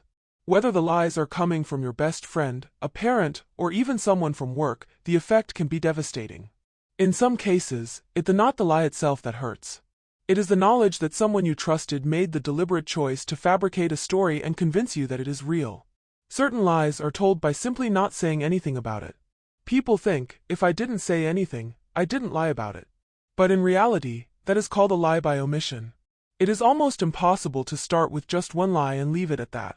One lie leads to another lie that leads to another lie until both the person telling the lie and the person being lied to are caught in a tangled web of lies. This web can be so tangled that extricating the truth becomes impossible. Lies have a way of changing you, and that change is not always good. This is because you are being fed a fabricated version of reality. Against our better judgment, we buy into these lies, and the anger we feel when the truth is unveiled is not entirely directed at the liar in question. We blame ourselves for believing those lies. When we discover we are being lied to, we react not just to the person and what they represent, our identity is also being called into question. Your loss of faith is not just in person but in yourself as well. The loss of faith results in doubts. And doubts lead to distrust. But before we get into the effect of lies, let us go into why we fall for the lies in the first place. I am going to start off with the general populace and then proceed to bring things closer to home. If you have been active online, you would notice that the most read and followed stories are the sensational pieces. In recent times, there has been an increase in the peddling of stories that have no truth to them. Even the prestigious Rolling magazine, which has always been known for their excellent reportorial skills, had put up a story, which they believed to be true, that turned out to be false. So, you wonder, how come people with years of skills and experience were able to fall for that kind of lie? If you are expecting some kind of grand revelation of truth, I am sorry to disappoint you. The reason is quite simple and naturally a very human response. They wanted to believe it. In the same way, we fall for the lies that people tell us because we want to believe that it is true. This happens on several levels, and it is not always linked to people that are very close to us. For instance, if you share a certain political view or opinion, you are more likely to be following or reading articles or posts that support your belief. If someone tells a lie that supports your belief, you are more inclined to fall for that lie because you want it to confirm your own personal beliefs or theories. This also applies in our relationships as well. You believe that love should be a certain way, and because a person displays patterns that correspond with what your idea of love is meant to be, you choose to ignore the other telltale signs and believe in their lies instead. Another reason we believe a lie is because we have a personal stake in the lie. A manipulator presents you with an alternative reality that you suspect to be false, but because your own personal interest conflicts with the truth, you chose instead to accept the lie. The personal interest may not just be about a personal gain. It could be your special feelings about the person. You like the person and you have created this halo around the person. So, you would rather stick to your haloed version of events, self-deception at work here, than face the possible reality that this person may be more sinister than he or she looks and that their ulterior motives may not be for your own best interests at all. Lies that stem from an altered reality of events are not the only type of lies that can be used to manipulate us. When we think of people lying to us, we are more focused on events that were fabricated for the benefit of the liar, but there are other kinds of lies out there that can be as vicious if not more than the altered reality. I am referring to lies that are told to change your perception about yourself. Throughout every chapter in this book, I have strongly emphasized that we are most vulnerable when our emotions come to the forefront, especially when those emotions are spiraling out of control. When a manipulator meets a person who appears to be emotionally stable, they know that it would be difficult to work their devious charms on such a person. So, their first line of action is to wear down the emotional foundation of that person. They look for chinks in the person's proverbial armor and begin to exploit it. Let's say you are normally a confident person, but you have some insecurities about your body. A master manipulator would key into that concern and twist it by amplifying your fears. It may not come off as a direct insult, but it would be strategically used to imply that the problem is worse than it actually is. Snide remarks about how big you look today to how you need to cut back on the carbs are subtle but effective hints at the problem they are hoping to amplify. When you start accepting these lies, you would find yourself pondering on problems that really aren't issues in the first place. And gradually, the proverbial mole becomes the mountain and you are promptly buried under insecurities that have eaten away at your confidence until you are exactly what the manipulator wants you to be. A person with poor self-esteem and poor confidence that can be easily manipulated. If chirping away at your self-esteem does not get the desired results, they try the negative route, telling you that you cannot do something and using your past experiences and emotions to support this lie until you believe it. Sometimes, the reverse is the case. You are lulled into a state where you feel secure even though the reality is different. This tactic is often used when the perpetrator wants to extract something like money or a favor from you. They used positive reinforcements rooted in lies to give you a false sense of security and then they strike. It takes mental clarity and effort to see through the lies that people tell in whatever form they appear. Dwelling on the past. I have learned that if you must leave a place that you have lived in and loved and where all your yesteryears were buried deep, leave it any way except a slow way. Leave it the fastest way you can. Never turn back and never believe that an hour you remember is a better hour because it is dead. Past years seem safe ones, vanquished ones, while the future lives in a cloud, formidable from a distance. Written by Beryl Markham. In a track race, athletes are trained to stay focused and ground themselves in the present. There is no looking back figuratively and literally. Their senses are attuned to the moment. When the race begins, it is all about them, the track and the finish line. This is because, the second they start paying attention to anything else but the race, they start losing the race. Even in a relay race where the athlete has to look back and take the baton from their running mates, their gaze promptly returns to the track in front of them as soon as the baton exchanges hands. Life is like a race and looking back on the past can distract and hold you back from being the best you can be. And most importantly, this kind of distraction is the kind of thing a manipulator would love to use against you. When the brain is not actively triggering emotions that stems from memories, our mind does a bang-up job of bringing all those emotions to the forefront. I tried to think of how to best explain the firm grip our past can have over us, and a scene from one of my favorite movies illustrates this. Without going into the plot of the movie, Pacific Rim, let me set the scene for you. Mako and Raleigh are paired up to try out the Jaeger, a machine designed to destroy the aliens. For the first time, and to manipulate the machine, there has to be a mental connection through what they called the mental link. The connection process takes you through a series of memories, your past, before you are rooted in the present. Mako's recollection of her past is so vivid that she becomes trapped in it. This results in her detachment from the present reality. This detachment almost results in her activating a nuclear weapon that could have destroyed the present.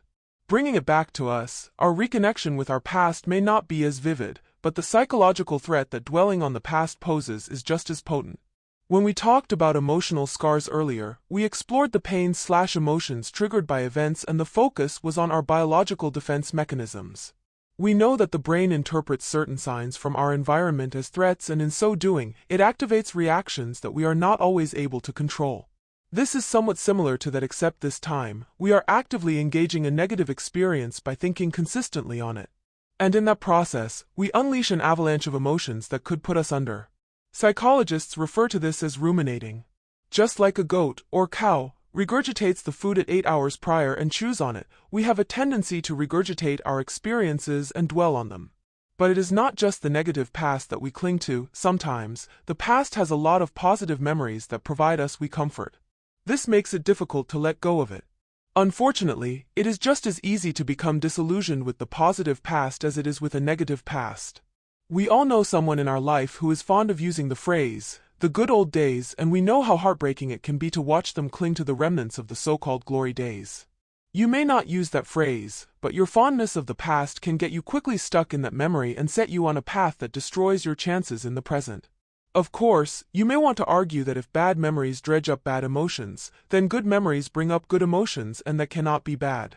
The truth is, as long as it is disconnecting you from the present reality, it is bad. And this is what dark psychology exploits. When you live your life in the past, you get yourself rooted in a situation that either slows you down or stops you from moving forward. Fear is one of the most powerful emotions that our memories can activate. And it is not just the famous fear of the boogeyman, or whatever inspires serious fear in you, that keeps you down. The fear of uncertainty can also hold you back.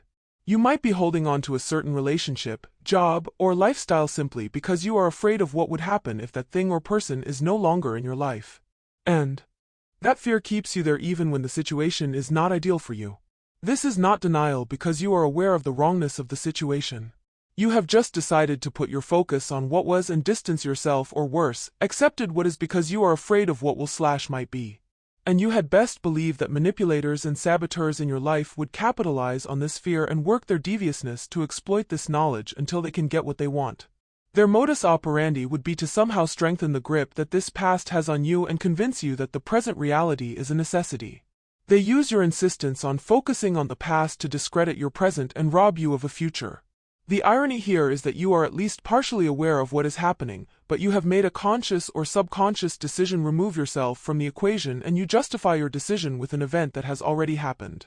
In essence, you yourself have created this illusion of the absence of choice and given the reins of your presence to others. This is not to say that looking back is completely wrong.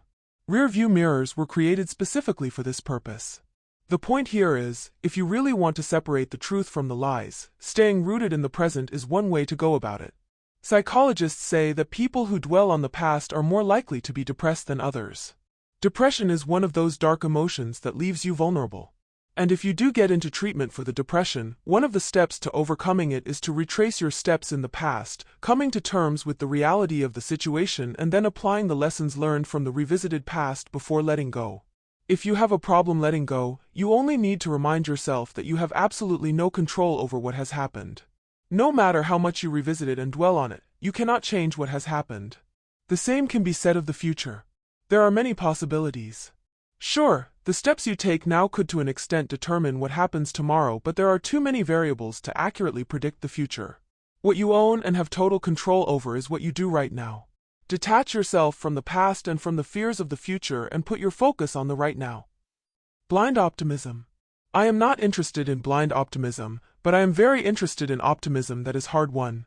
That takes on darkness and then says, that is not enough. Written by Colin McCann. When we take on responsibilities in life, we do so with gusto and enthusiasm. And as with everything in life, we encounter challenges which could range anywhere from mild obstacles to raging storms that seem to be bent on destruction, our destruction. In those times, your zeal and enthusiasm might wane. What keeps you from giving up and gets you through that rough patch is optimism. But there are different levels to this thing called optimism, and not all of them have the same positive impact in our lives. There is a kind of optimism that appears to disconnect you from the reality, and that type of optimism is known blind optimism. But before we get into that, let us look at that aspect of human nature that makes us want to believe in an alternate outcome even when we are facing a very dire situation. Just like the author of the quote above, we are interested in what makes us unflinching in the face of darkness. Like all facets of human emotional behavior, it appears that we are simply hardwired to be optimistic. And it is not just in the face of danger. This behavior is present in our simple everyday activities. You have a product that is maybe a few days past its expiry date, but you go ahead to eat it anyway in the hope that it would not cause any harm to you. Or you are approaching the traffic lights just as it changes colors, and rather than slow to a stop, you speed up in the hope that you would make it past the lights without getting caught. Or even taking the chance to ask a person out in the hopes that they would feel the same way about you, as opposed to throttling over your exposed feelings on the floor with a sledgehammer. It is part of your emotional reflex. Despite Murphy's Law, you are optimistic because you are human. However, some people take this optimistic approach in their dealings a tad too far. Instead of just pushing the boundaries, as I illustrated with the examples above, they put absolute faith in the possibility that the good outcome they are hoping for would outweigh the likelihood of things going wrong. This kind of thinking inspires a reckless behavior that could have a painful ending if the emotion is not checkmated. Being optimistic has a lot of health and mental benefits. If you have ever read the book, The Power of Positive Thinking by Norman Vincent, you are no doubt furnished with information on just how well positive thinking can serve you. Medical studies show that people who are optimistic are more than likely to recover from life-threatening sicknesses than people who are the opposite. Overall, optimism can blind you. Blind optimism is a form of self-deception. In this case, you are not just thinking that you have a good chance of getting the desired positive outcome. You have deluded yourself into thinking that things would play out the way you hope they would, and because they are banking on the positives of the situation, they do not take any steps to protect themselves in the event that things go awry, because they are not even entertaining any negative notion. When you are blinded by optimism, you have a higher tendency to rationalize and explain away the reality of the situation.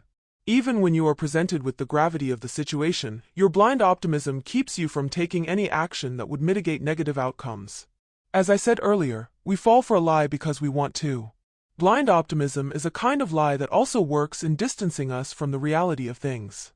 You find yourself confronting a lie directly in the face, but perhaps because accepting the reality that this person or situation is not what they seem or appear to be might be too hurtful, we turn on the optimism switch a notch higher. Our need to want to believe that people are not as terrible as they may be makes us give in to demands that have a negative impact on us. So, we replace that negative gut instinct with a bright reaction straight out of the pages of the Book of Blind Optimism. And oftentimes, we do this because we want to feel good about the situation or about the person. Blind optimism affects your ability to accurately assess the pitfalls and problem areas in any given situation. It puts you in a mental state where you are almost walking on clouds and gives you a false sense of security. You feel invincible to the risks and fail to take precautions. The plus side of blind optimism is that you are more likely to take on risks than most. In business, people who are blindly optimistic are usually in the early adopters category. When a new product hits the market, while others are busy calculating the risks and trying to assess their odds, these guys dive in feet first. A lot of new business count on people like this. In day-to-day living, blind optimism creates a dangerous detachment from reality. It is like a person who wakes up in the morning and decides that he wants to skydive. Giving no thought to altitudes, weather conditions, or landscape, he just buckles on his parachute and dives. The chances of them hitting a rock before they are able to deploy their parachute is just as high as making it to the ground in one piece. But they chose to prepare for only the reality that they are willing to accept. You cannot deal with people in the same manner and not expect some sort of negative backlash. There is ignorance, and then there is the willingness to see the danger ahead and chose to do nothing about it. It doesn't matter if this person is your best friend, your mother, or your partner. If you spot the signs that could imply something else is at work, wishing and hoping that you are wrong is not going to protect you if you are right. Sure, it might temporarily keep that relationship in a good place, but in the long run, even that too would disintegrate. Taking off the blindfold would require you being truthful with yourself. There is a common saying that the truth is bitter. I wish I could say that this wasn't the case. When it comes to your relationships with people, bitter is an understatement in the description of the truth. Confronting the reality of the situation can birth a pain that you never imagined, and for a while, it is going to hurt. In a situation where your emotions are being taken advantage of, you cannot afford to bury your head in the sand because you don't want to face the reality of your experience. Even a gradual revelation is not helpful. What you need to do is rip off the Band-Aid and face the emotions squarely. The truth hurts, but it would also set you free. You just need to remind yourself that it is all that this pain is all part of the process, and the hurting brings you one step closer to healing. The vicious cycle. Once you believe that things are permanent, you are trapped in a world without doors. Written by Genesis P. Orridge. The four walls that imprison us in a web of deceit are the lies we tell ourselves, the lies that others tell us, dwelling on the past, and blind optimism. Each of them is a facet of the false realities that entraps us, and on their own, they can have a ghastly impact on us, but when you have all the elements working together, the results can be devastating. People who have escaped or lived through a life where they were manipulated incessantly can identify at least 3 of these elements at work when the manipulations were at its peak. As with all forms of deceptions, it starts out with a lie. The lie is not easily discernible in the beginning. Perhaps, on an instinctive level, you get the sense that something is not right, but there is almost nothing concrete to base your feelings on, so you decide to go with the lie. The decision to go with the lie does not always happen on its own. You don't just accept the lie. On a personal level, you would have to convince yourself to believe the lie, and this usually requires you lying to yourself. You tell yourself it is not as bad as it looks. You tell yourself that this person has no reason to lie to you. Basically, you tell yourself anything you need to convince yourself that your instincts are wrong. To help give substance to the lie you are telling yourself, you throw in a good measure of unrealistic expectations under the guise of being optimistic. This optimism further impairs your better judgment and leaves you even more vulnerable than you initially were. And to eliminate any doubts, you draw on a past experience to validate your present choices, and from there things go downhill. The situation does not always play out like this. Sometimes, one comes before the other, but the objective is the same: to trap and deceive you. When this cycle is in play, the manipulator becomes the puppeteer and you become the puppet. The strings with which they use to pull you around would be your emotions. They jerk you around to do their biddings. Now it is important to remember that a person's ability to successfully manipulate another does not make them a diabolical master planner. These events often play out to a natural order of things. When you leave something of value outside your home and a thief comes along and swipes it, you cannot say that he or she plotted the incident. By nature, these people have groomed themselves to be takers. Whether they have the consent of the owner or not, they are inclined to just take, especially when it is put out there for them.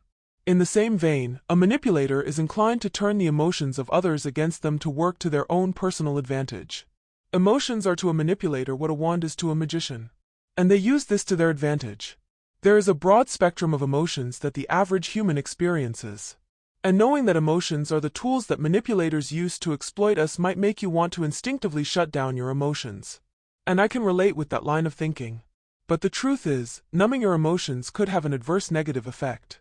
For starters, numbing your emotions could lead to you trying to find escape in other places like drugs and alcohols, which gives you the illusion of being not feeling when in actuality, it amplifies your feelings.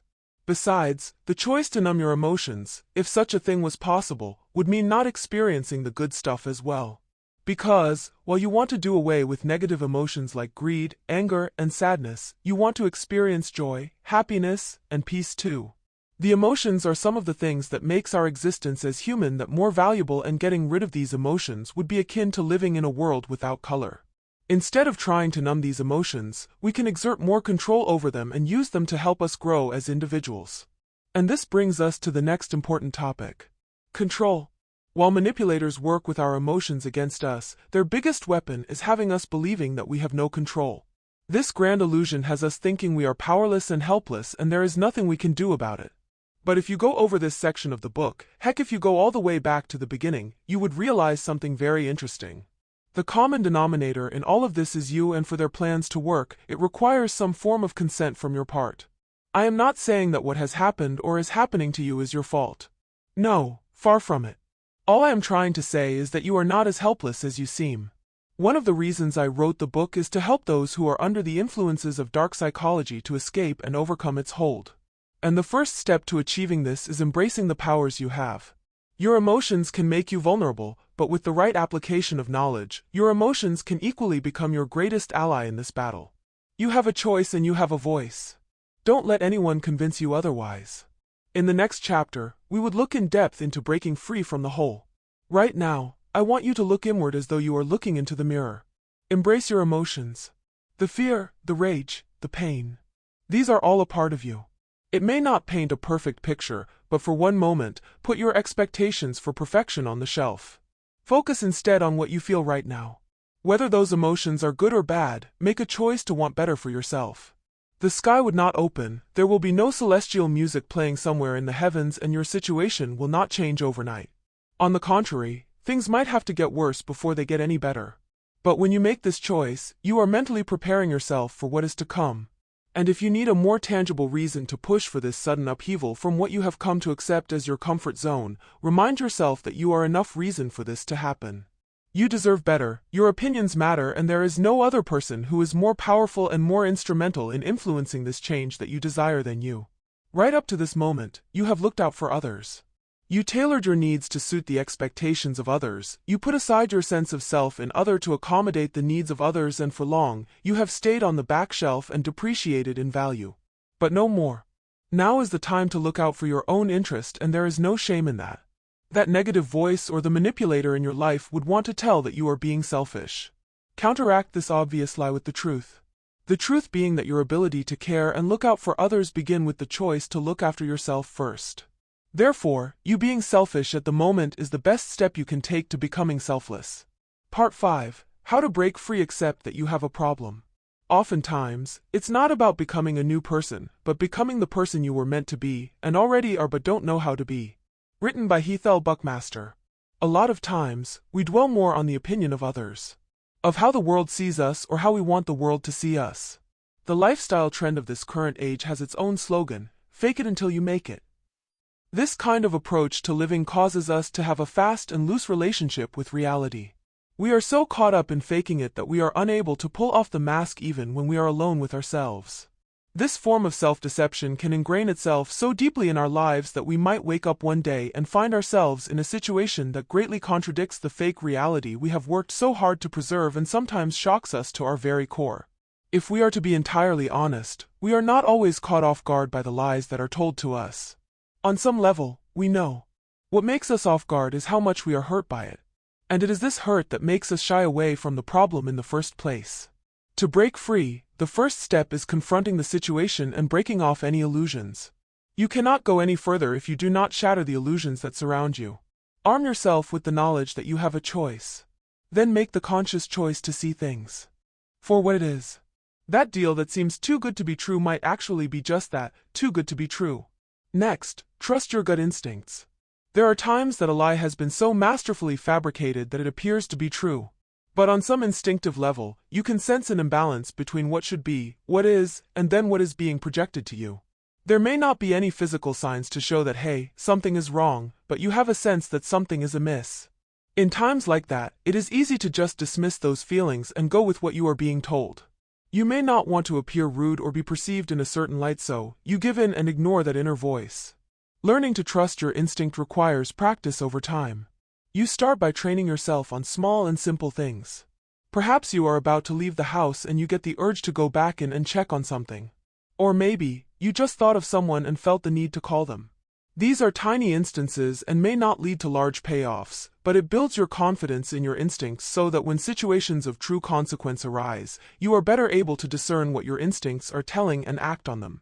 If you are already in a situation and don't have the time to train your ability to trust your instincts, you should not lose hope. Your instincts are there to protect your best interests. And as long as you are alive, you have instincts that want to help you stay alive. In this situation, you just want to get out of it. So, what are your instincts telling you? That question would lead you to this next step. Ask the right questions. Start with yourself. Try to find out why you feel the way you do. Look at your current situation, find out why you are no longer content with the way you feel. Ask yourself why you feel the way you do and see if you can be more specific about your feelings. I did say that emotions make you vulnerable, but they can also act as a guide when you feel lost. When you are not able to satisfactorily provide the answers you seek, look outside yourself. Looking outside yourself does not necessarily mean you should confront the predator, although it may eventually get to this. I don't recommend going the direct route immediately, as you will give the perpetrator an opportunity to present a defense that may further cloud your judgment and not get you the results you desire. It can also clue the person that you might be onto them. This might activate their own fight or flight response.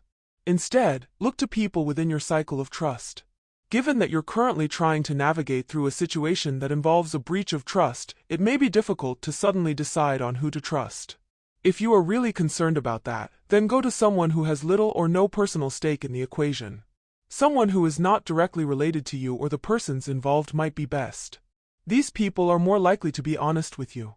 When you ask the questions, the next important thing is to listen to the answers. This may sound somewhat incredulous because you are going to be listening to the answers. The reality is that our self-deception can cause us to be selective about the responses we get. We tell ourselves we are listening, but we are only really paying attention to the answers we want to hear instead of the answers we are actually getting. You may have shattered the illusions around you, but there is still a part of you that clings to the comfort that those illusions bring. The pain of confronting the reality of the situation would deter you from hearing the real answers to the questions you have asked. Actual listening requires some sense of detachment, but not from reality this time around. You need to detach yourself from your emotions. Your detachment from our emotions would lead you to the next step, which is processing the new information logically. Acting irrationally can complicate situations more than they already are. Letting all the emotions simmer and spring up to the surface makes your exit strategy that much difficult. The irrational part of you, when confronted with the truth, may want you to just let everything go to hell. Your anger, which is righteously justified, can spur you into taking steps that help pacify your emotions in the short term. But in the long term, you may come to regret those actions. I am not saying you should deny your emotions, I am saying don't act based on those emotions. Deal with the situations first and then your emotions later. Act quickly. It's the action, not the fruit of the action, that is important. You have to do the right thing. It may not be in your power, may not be in your time that there will be any fruit. But that doesn't mean you stop doing the right thing. You may never know what results come from your action. But if you do nothing, there will be no result. Written by Mahatma Gandhi. You have confronted the reality of your situation, and that is usually the hardest part. However, it doesn't end there. You cannot hope that the situation would just go away on its own. Remember, you have a choice in this. Even your inaction is a deliberate choice you have made, and like the great Mahatma Gandhi said, if you do nothing, there will be no results. Breaking free from a web of deceit might be exhilarating at first until you have to deal with the outpouring of emotions in the aftermath. The intensity of the emotions experienced may cause us to want to go into denial. And this is a normal process. In the 5 stages of grief, the first stage is denial. The more you delay in taking action, the deeper and faster your denial sets in. And when denial sets in, there is a very high probability that you would go back to the vicious cycle that characterized this stage of your life. Avoid this by taking prompt action now. It doesn't have to be anything grand. Something as simple as informing your close friend of the reality of the situation can set in motion a series of events that will eventually set you free. After making the choice to act, you should know that the fabric of illusion is made of tougher material than glass. While I use the term shatter your illusion, what actually happens is a gradual separation of facts from fiction. With your emotions in high gear, the illusion might be working its way back into your heart by using fragments of your emotions to mend it. When a liar is caught in a lie, he or she may seek to recruit others to enforce that lie when they feel they no longer have a hold over you. A deceptive partner whom you have recently broken off things with would at this point seek to use the other mutual relationships in your life to influence you into changing your mind. The person they use may not be in league with them. They are probably just manipulated into doing the things they do. Liars have no problems using friends, family, and even a religious leader to get what they want. You have to stand up for the choice you have made and make up your mind to see it through. When the ploy to manipulate you through other people fails, the next thing they do is resort to their old method, which is leeching onto your own emotions. In divorce situations, spouses use their partner's emotional concerns for their child to drag them down. Threats like if you leave, you are never going to see the kids again are used. In business dealings, there is usually an implied threat to cut the other person off without any form of payment. This is a last-ditch effort by the manipulator to attempt to control their victim. They know that their chars are no longer effective and feeling threatened by their loss of control, they use power plays like this to attempt to gain the upper hand. Power plays usually involves forms of blackmail ranging from petty stuff to deep secrets that were entrusted to them when the relationship was good. The blackmailer may want to get financial payouts, more leverage in the negotiation deal, and for the more sinister individuals, they just want control. At this point, their actions may have you in a corner, making you want to lash out and react. I strongly advise against this. You will need both your logic and your instincts if you want to get out of this unscathed. Although, the truth of the situation is that when you discover you have been consistently lied to, you become emotionally scarred, so the question of leaving the situation unscathed becomes moot. However, priority should be given to taking the route that allows you to leave that toxic situation without further harming yourself. Emotionally, you are all over the place. Rage, anger, hurt, and disappointment are just a tip of the iceberg. But you need to think logically. Keep your head above water and be alert. They say that an animal is more dangerous when it feels cornered. For a human, it is worse. When a person has been caught in the web of deceit that they wove themselves, they want to do everything to protect themselves. At that point in time, their selfish instincts to keep themselves protected kicks into overdrive, and they are willing to do anything to avoid facing the consequences of their actions. As with human nature, it is not possible to predict the extent they are willing to go to avoid this. So, rather than wave your agenda to bring them to justice in their face, your priority should be ensuring that you are safe. If it is possible, I would recommend a physical separation, even if it is temporary, from the person who you feel is manipulating you. Not only does this help in giving you room to think clearly, it can help weaken the hold that they have over you. Because being in the same proximity, especially if they are on their own territory, can make you more vulnerable to more manipulations. A lot of liars and manipulators switch on their charms when they have been caught. They would appear deeply remorseful, apologetic, and may even go to extreme lengths to try and convince you of their remorse. But don't fall for it, as this could be just another act and another ploy to manipulate you into taking less drastic measures that they may not find favorable. If you feel your resolve weakening, at the very least get out. That action alone can make a difference. Get help fast. The best way to not feel hopeless is to get up and do something. Don't wait for good things to happen to you. If you go out and make some good things happen, you will fill the world with hope, you will fill yourself with hope. Written by Barack Obama. When you find yourself trapped by the manipulations of others, one of the emotions you would experience is confusion. This contributes to clouding your rational thinking, leaving with a sense of helplessness. At this point, you may even be questioning the reality of what you are facing. If you continue to entertain these doubts, it would lead to denial. You will probably want to conclude that you have gotten the entire situation wrong, that you misinterpreted certain things and came to the wrong conclusion. This kind of thinking would drive right back to the arms of the manipulator. Resist the urge to give in by getting a second opinion. In a health crisis, people go to another doctor to get a second opinion. This is to eliminate any iota of doubt you may have about the first diagnosis and affirm the best course of treatment for you. In the same way, getting the opinion of another person can help you discern the truth of the situation and what your next steps might be. Just remember, it is better to go to someone who has proven countless times that they have your best interest. Now that you have the confirmation you need, do not try to take on the challenge on your own. The situation may not be something you want anyone other than yourself to know about. You may be worried that people would call you gullible for being where you are. The truth is that they probably will. But they are entitled to their own opinions. Don't let the fear of what people might say ruin your chance of creating a better life for yourself. You don't have to prove anything to anyone but yourself. The world can think what they want to think. Right now, your priority is coming out of the situation and surviving it enough to thrive. A lie may be small and petty, but when it is being told to with the goal of doing something that you didn't want to do, it hurts. It makes you question everything about yourself and stirs up this internal battle.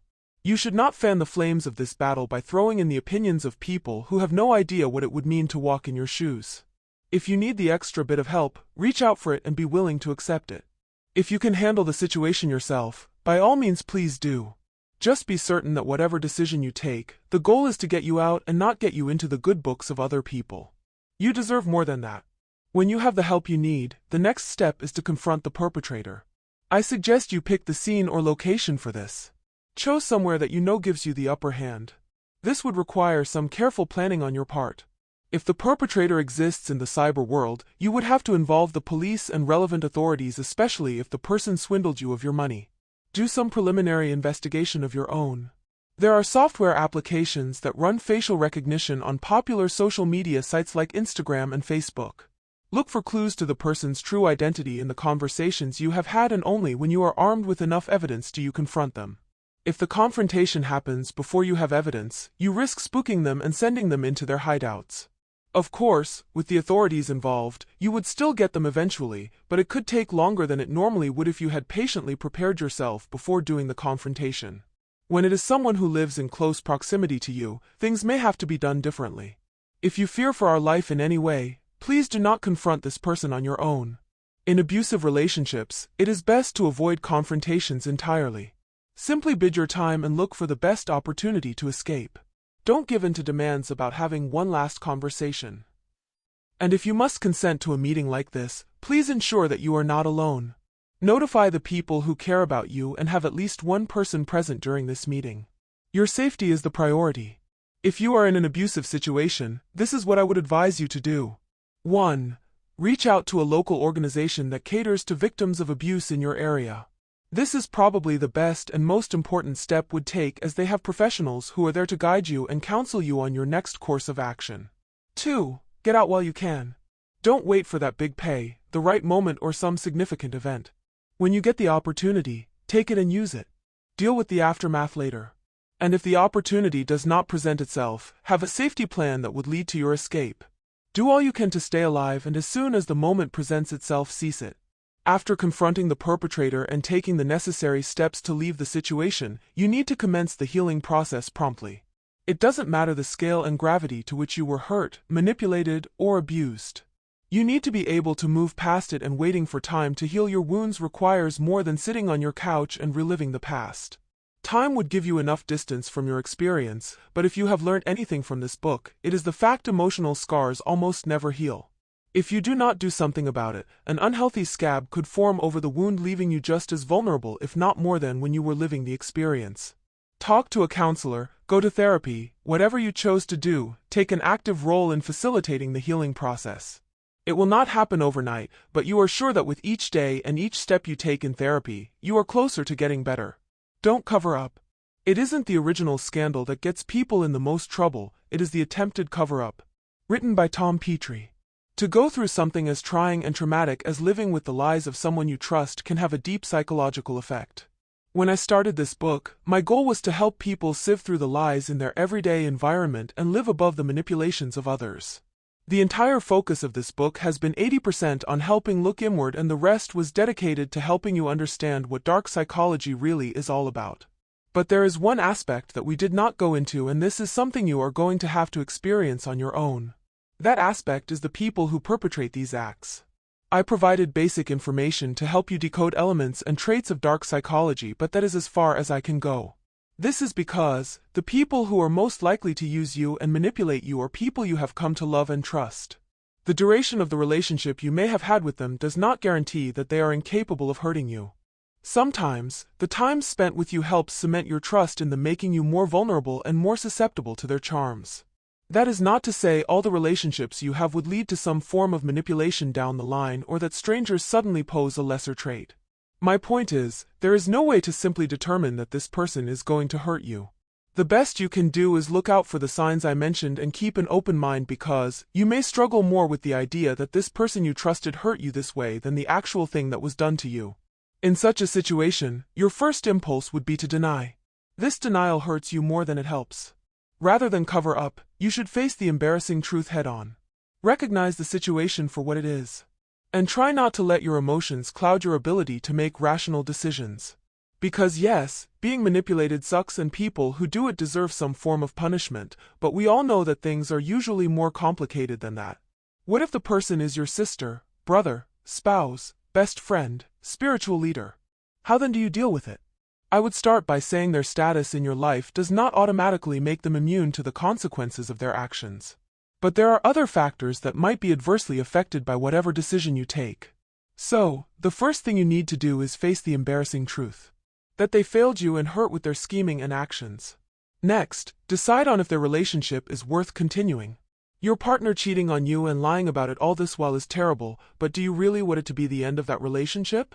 Are there kids involved? What happens if you suddenly cut your partner off?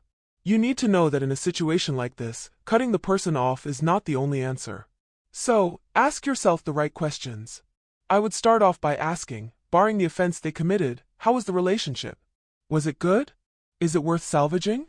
Is the person ready to put in the amount of work required to make things right again? Are you ready to put in the work? If you decided to call it quits, you would need to figure out how to manage the relationships that are linked to the fallout from this. If there are no ties, proceed to the next chapter on forgiving yourself.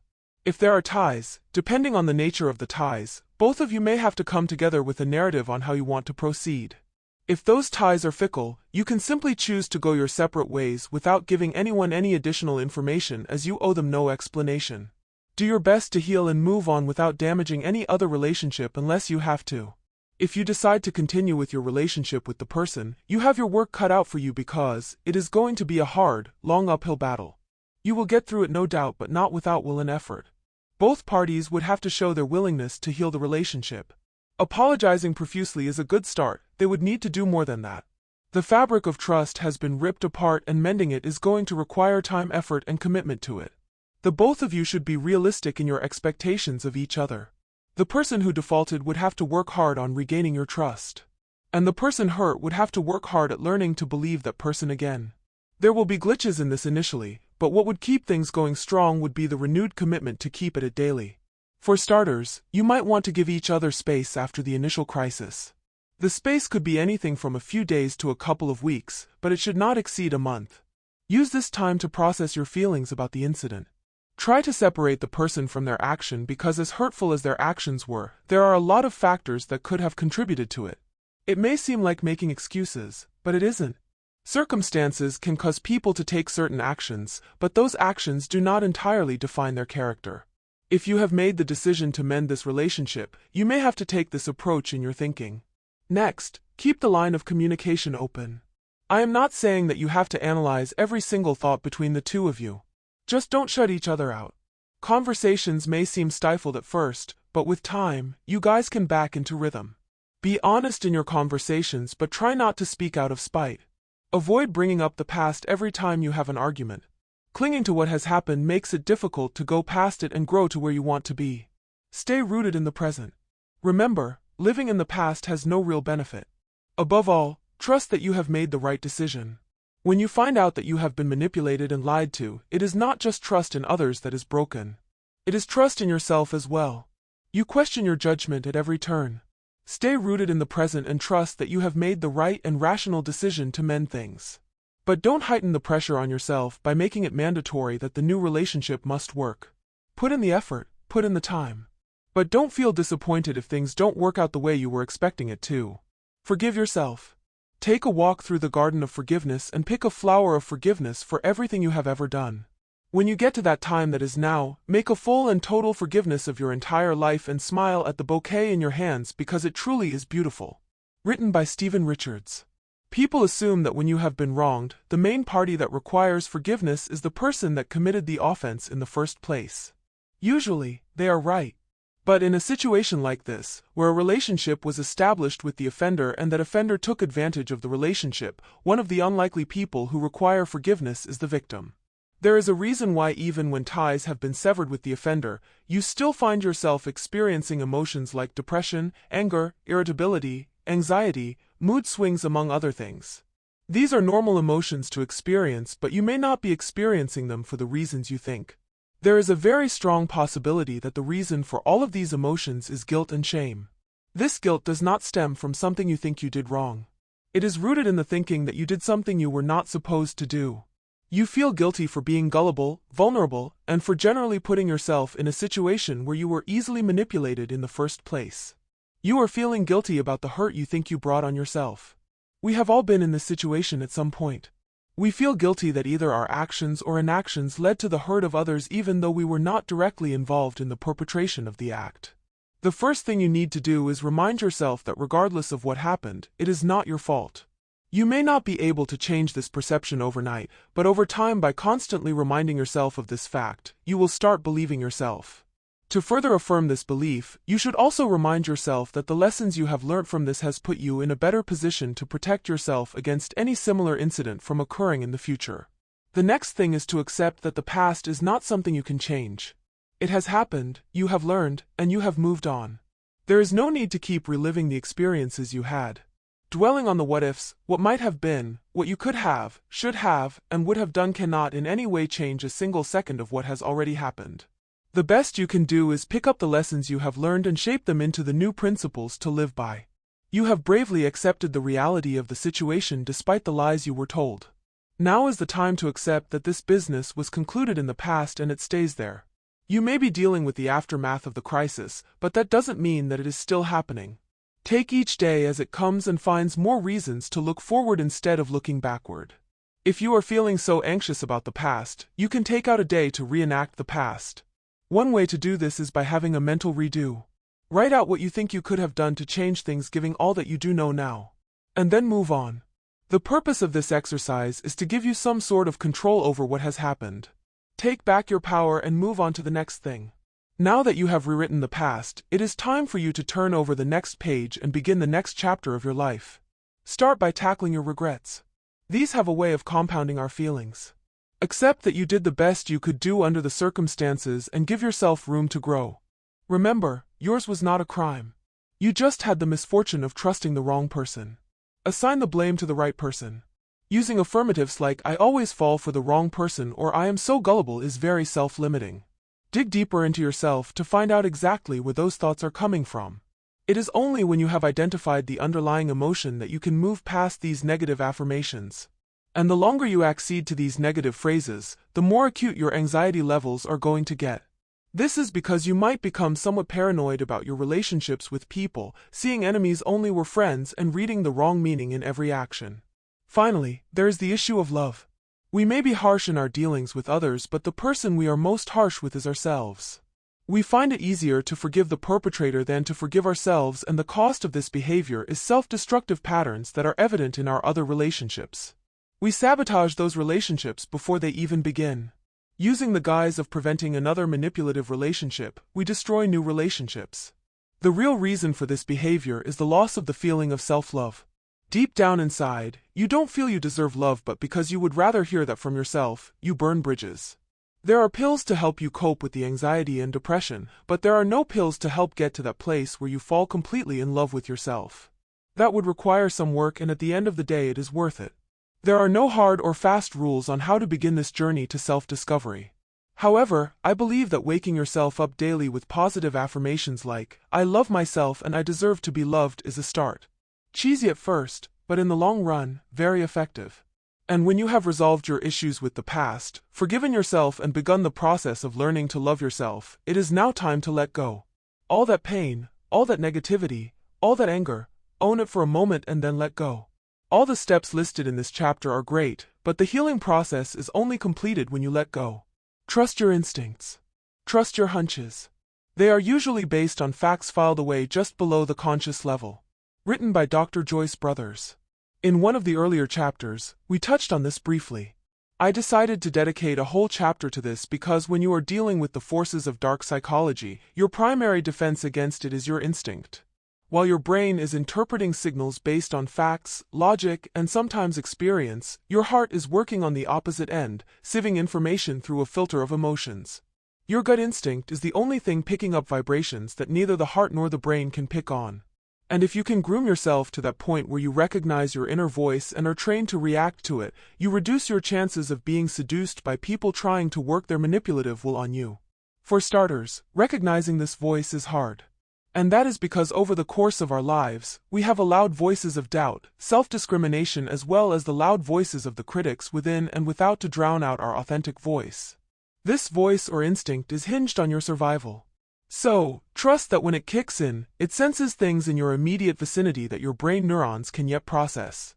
Some people call it intuition, and some refer to it as instinct. They are undoubtedly the same thing, especially when it comes to relationships. To begin trusting your instincts, you have to accept that it may not always make logical sense. If you have ever been in the middle of doing something and suddenly experienced the sensation of being watched, then you know what I am referring to.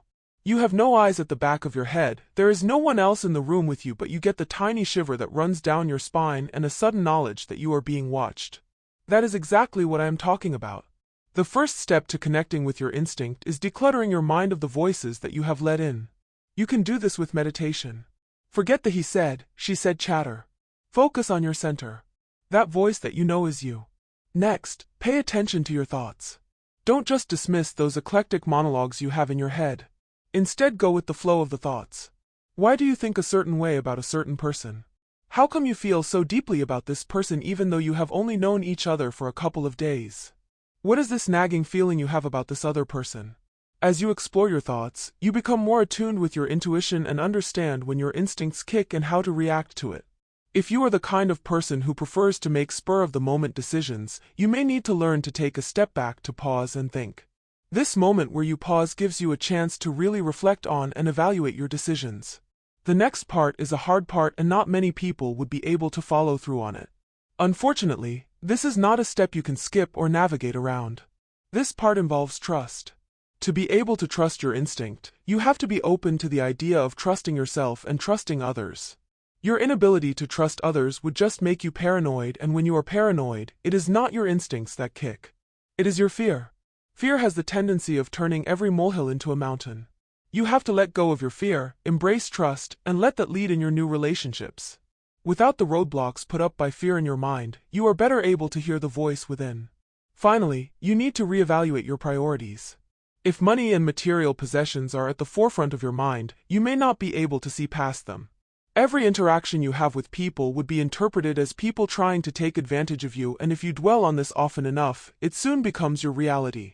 You know how you attract what you think of into your life. If you are constantly thinking on material wealth, you will only attract people who think the same way as you. Using this as a guide, view all of your relationships, the old, the new, and the perspective with this new hindsight. Don't go into a relationship expecting to be played. Whether it is a business relationship, a romantic relationship, or even the regular acquaintance, be open when you approach them. That way, you can get the right feedback from your intuition about them.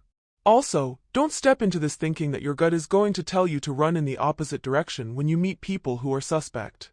It would be a small simple nudge. I remember an experience I had during one of my travels. I got into this cab. There was nothing physically that I can point out to say this triggered me. I just know that I had this sudden revulsion for the driver. I was overwhelmed by this smell of sweaty armpits. I am not very big on body odors, but I have been caught in situations where I just had to grin and bear it. Elevator rides, anyone? But in this case, I just wanted to get out of his cab.